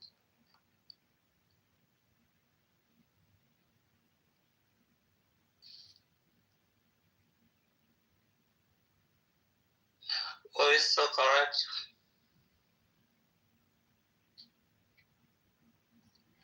What's that? I said you're so correct. Correct. Correct. Yeah, like correct. Correct what?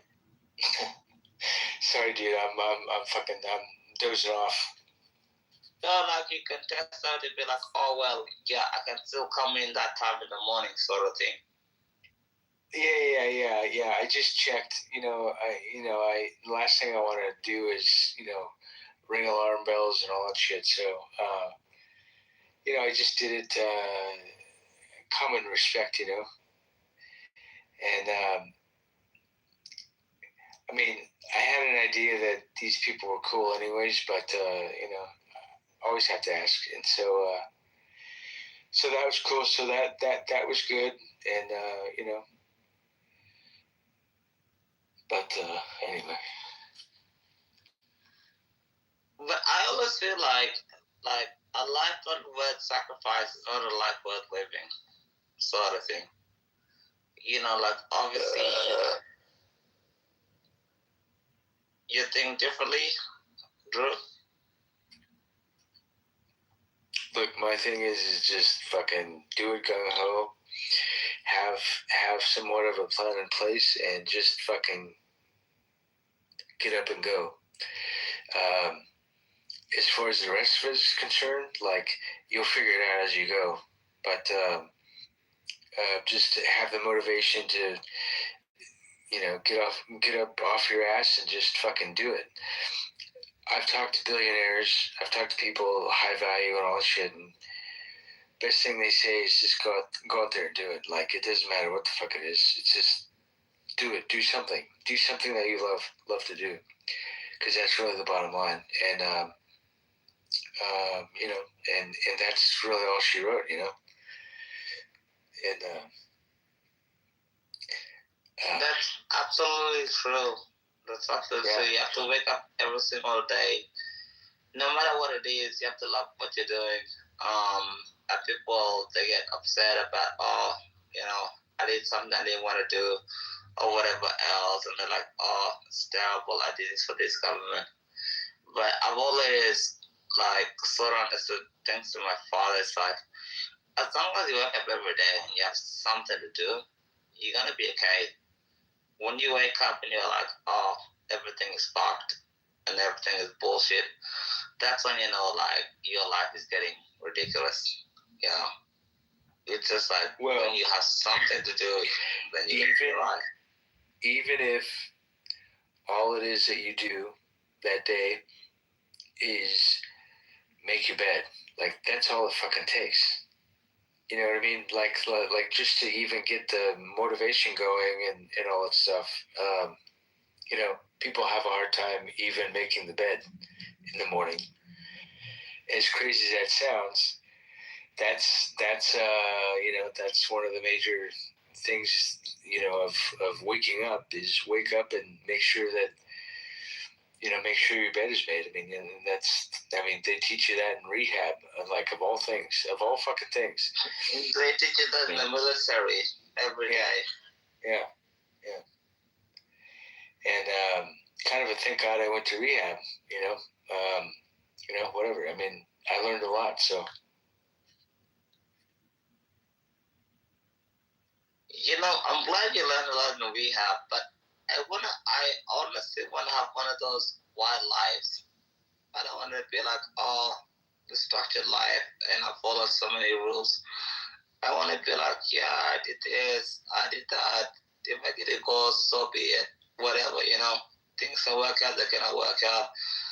But I just feel like, look, maybe you have like maybe 50 good years in you when you're pretty young, maybe 60 good years, whatever it is. But I was always the type, maybe I'm retarded, but I'm always the type to be like, I need to do something, you know. Like, I'm so reluctant, like, I get stressed when I just sit at home, you know. It's boring. Do you get that, Drew? Yeah, I get that all the time. I mean, you know, working remotely, it's, when you're working remotely on your computer, you know, it gets boring real fast.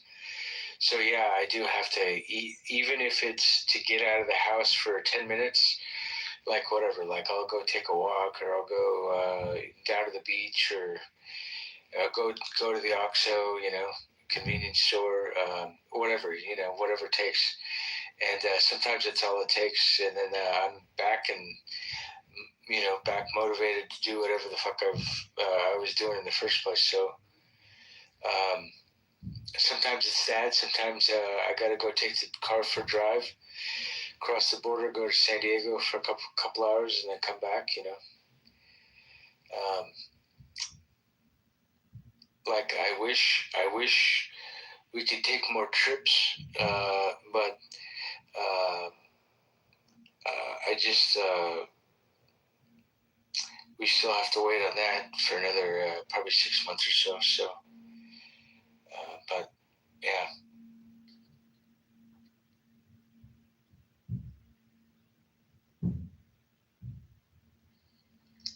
Fair enough, you still won though.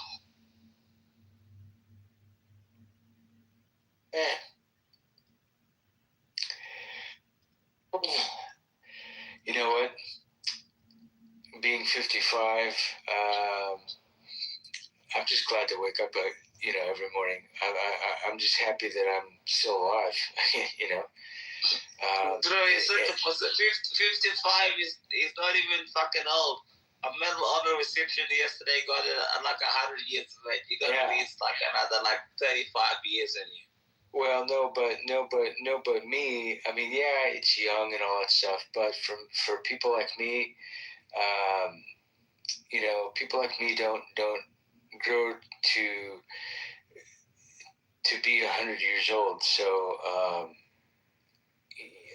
I mean, I thought I was going to die at 50, and so every day after. So I said, before I was 50, I said, well, every day after 50, you know, I'll just, you know, treat it like it's a it's a blessing kind of thing. So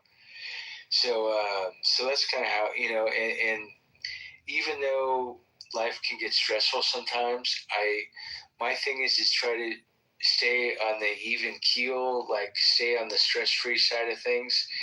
Like if they want me to do something that's like, like if it doesn't make sense, like I don't do it. Like fuck you, like go get somebody else to do it. If it's something that makes sense and I've some time to do it, then obviously I'll do it. But yeah, I mean, I really keep it as simple as possible.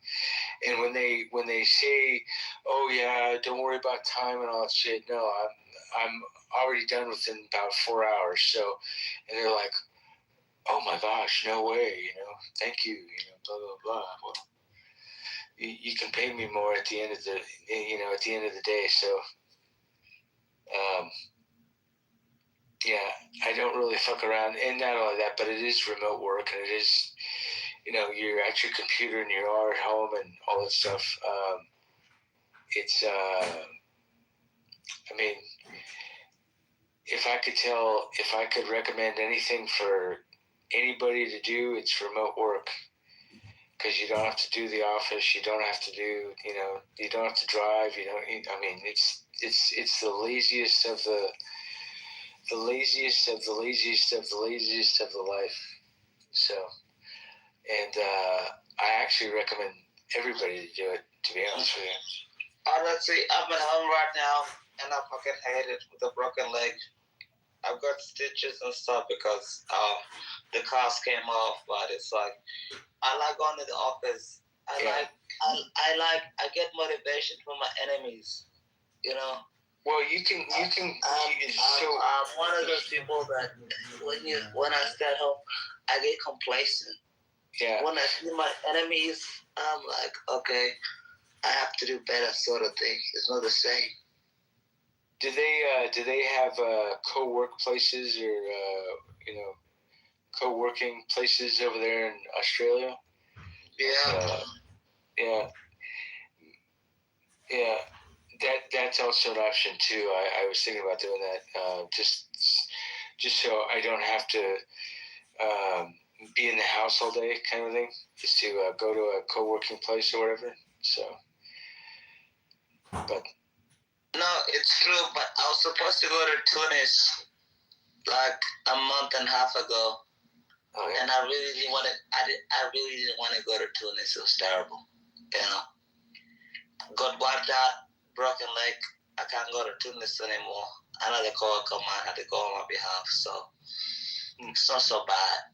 But I miss like the work environment. Like when I walk in and I log into work every morning, like I go shower, you have breakfast and stuff. Mm-hmm. It's not the same. Yeah. Just walking to work in a nice suit, you look good, you can travel, but it's not the same. Yeah, what kind of work do you do? Import, export. Oh, cool. Oh, nice. You know what? I was thinking about doing that at one point, to be honest with you. It's very nice. You get to travel a lot. Oh, cool. Like I was supposed to go to Tunis, which obviously I don't want to go to for obvious reasons. Yeah. But it's nice to visit these sort of countries, The last country that I visited was pretty good. It was Italy. That was very, very nice, All paid for, I don't even have to pay for this shit.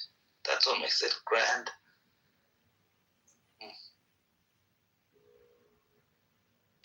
And now I have to do everything fucking online. I have to call them. I have to be on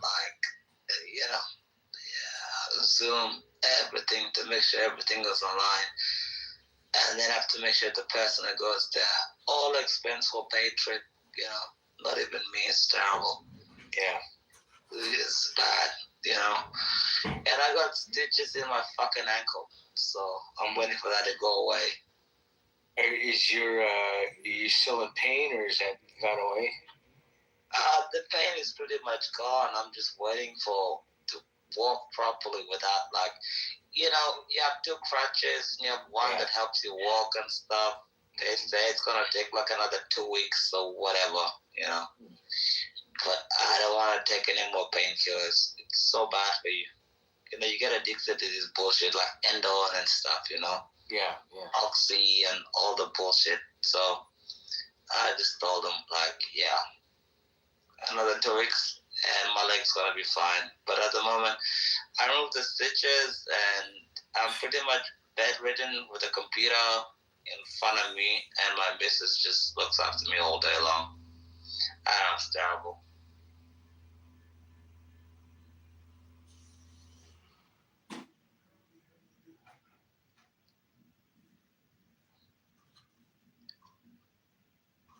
Oh yeah, I understand. Like I totally get it. I broke my ankle falling off a roof, so I totally understand. It's fucked up, right? Being bedridden. Oh my god, it's the worst. It's the worst, and especially winter and summer, you gotta go to like the toilet, and you feel like the steps on the thing, and you're like, fuck, this is killing me, and they don't get it, They're like, you bitch, and I'm like, this is terrible. Oh man. Nobody understands the pains. And the splinters, the splinters are the worst. When they remove them from your like left leg or right leg or whatever, and they're like, "Oh, is your leg okay?" I'm like, "Yeah, it should be fine." And you try to walk up the stairs, and you try not to fucking cry because it's so fucking painful. Yeah. Oh man, sorry. What are you doing? Beaver, have you been through this bullshit? It's the worst fucking pain in your entire life, man. So bad.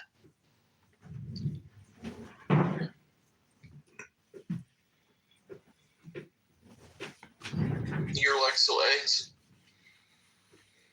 It's terrible, bro. It's terrible. It's awful. It's horrible. Bro, you try to walk upstairs. When you try to walk up and like your leg is like befuddled, and it's so fucking cold, and you're trying to walk up, and it's like gingerly. Bro, this is terrible. Terrible. Awful. Horrible. So bad.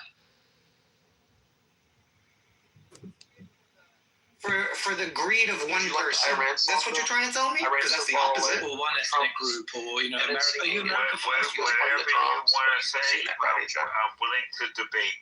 Right side. You're not on the right side. The right side is retarded. You're on the left side, right side. Are you America first? Matthew is a pedophile and Hamza is a terrorist. This is a terrorist pedophile room.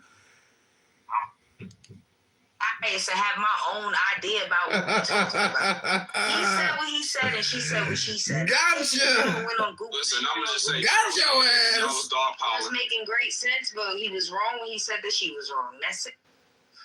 It's not. Okay, let me say this because I went to Google, like she said, to add context to what I. She is right. Okay, you're so right. this is not about you being. This is not me being right. This shit is annoying. Let me see. This is all don't. Wait. This is not about me being right. This is about me trying to gain control over the conversation. I was on the floor.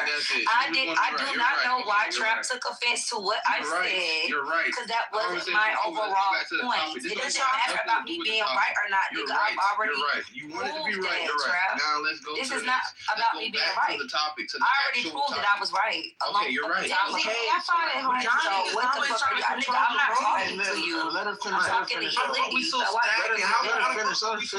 Why are you mad and I'm not talking to you? Like, how we're so stagnant. But I'm not talking to you, so why are you mad, Trap? Like, don't hype me up in here, because I cut your ass out. Don't worry, Trap. We already won the argument. It's cool. Chill out. Just let him have it. Yeah, it's not that he was wrong or nothing. I'm just saying nobody said the shit that he said. Nobody, the shit that Trap ass was saying, nobody said that shit. You said my name? Right off, fuck it.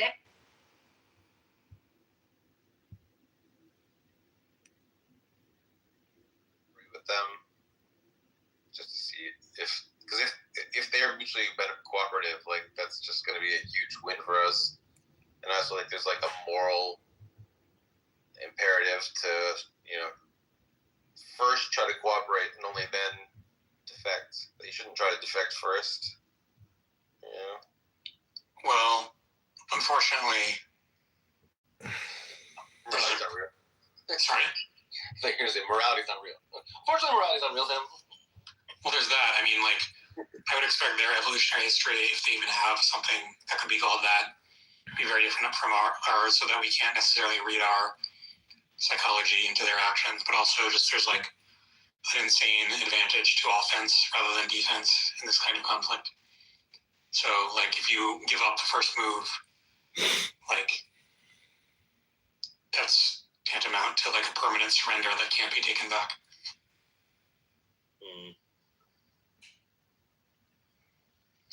Do you think, Mark or Sam, both of you guys, that any of the reported sightings of UFOs, any of them are like true or ring some truth to them? That there have been really UFOs? So my two arguments against that are, one, like, the camera technology has gotten so much better, but the resolution of the film of the UFOs haven't gotten better, which is, like, you know, kind of suspicious that it's probably, you know, not a real thing. But then also, I have this, like, kind of, if they are intelligent enough to, you know, cross interstellar space, they're smart enough to not be detected by our stupid, you know, but they'd only be detected if they wanted to be detected. But then if they wanted to be detected, then we would see, like, way clearer evidence of them, rather than this, like, kind of fuzzy. Oh my god, did I see a tic-tac move? Yeah. Mark, do you want to add to that, or? I don't know. There's like 4 or 5 like allegedly serious UFO sightings, and by sightings I mean that more generally, where it's like people claim that the military detected unusual activity across a range of like sensory modalities. So like not just visual contact, you know, through like cameras or whatever, but like other modes that they have to detect, you know, stealth aircraft or whatever, doing a bunch of weird things. The Tic Tac is one of them. There's 3 or 4 others. I mean, I wouldn't say the evidence is trivial or anything, and I haven't really looked into it. I guess I'd be pretty skeptical. Wow, okay. That's really interesting.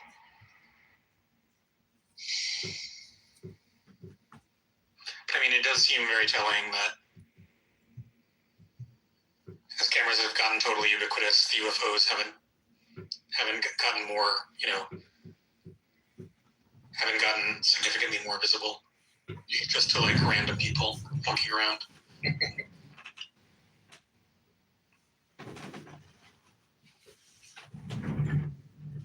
mean, I wouldn't necessarily expect them to like Gotta want put to some hide. flair on. I'm bald.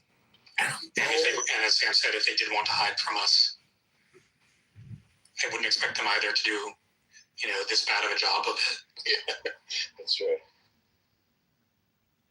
So it seems just more parsimonious to suggest it's like random, weird terrestrial phenomena. Parsimonious. Yeah. Keyword of the day: parsimony.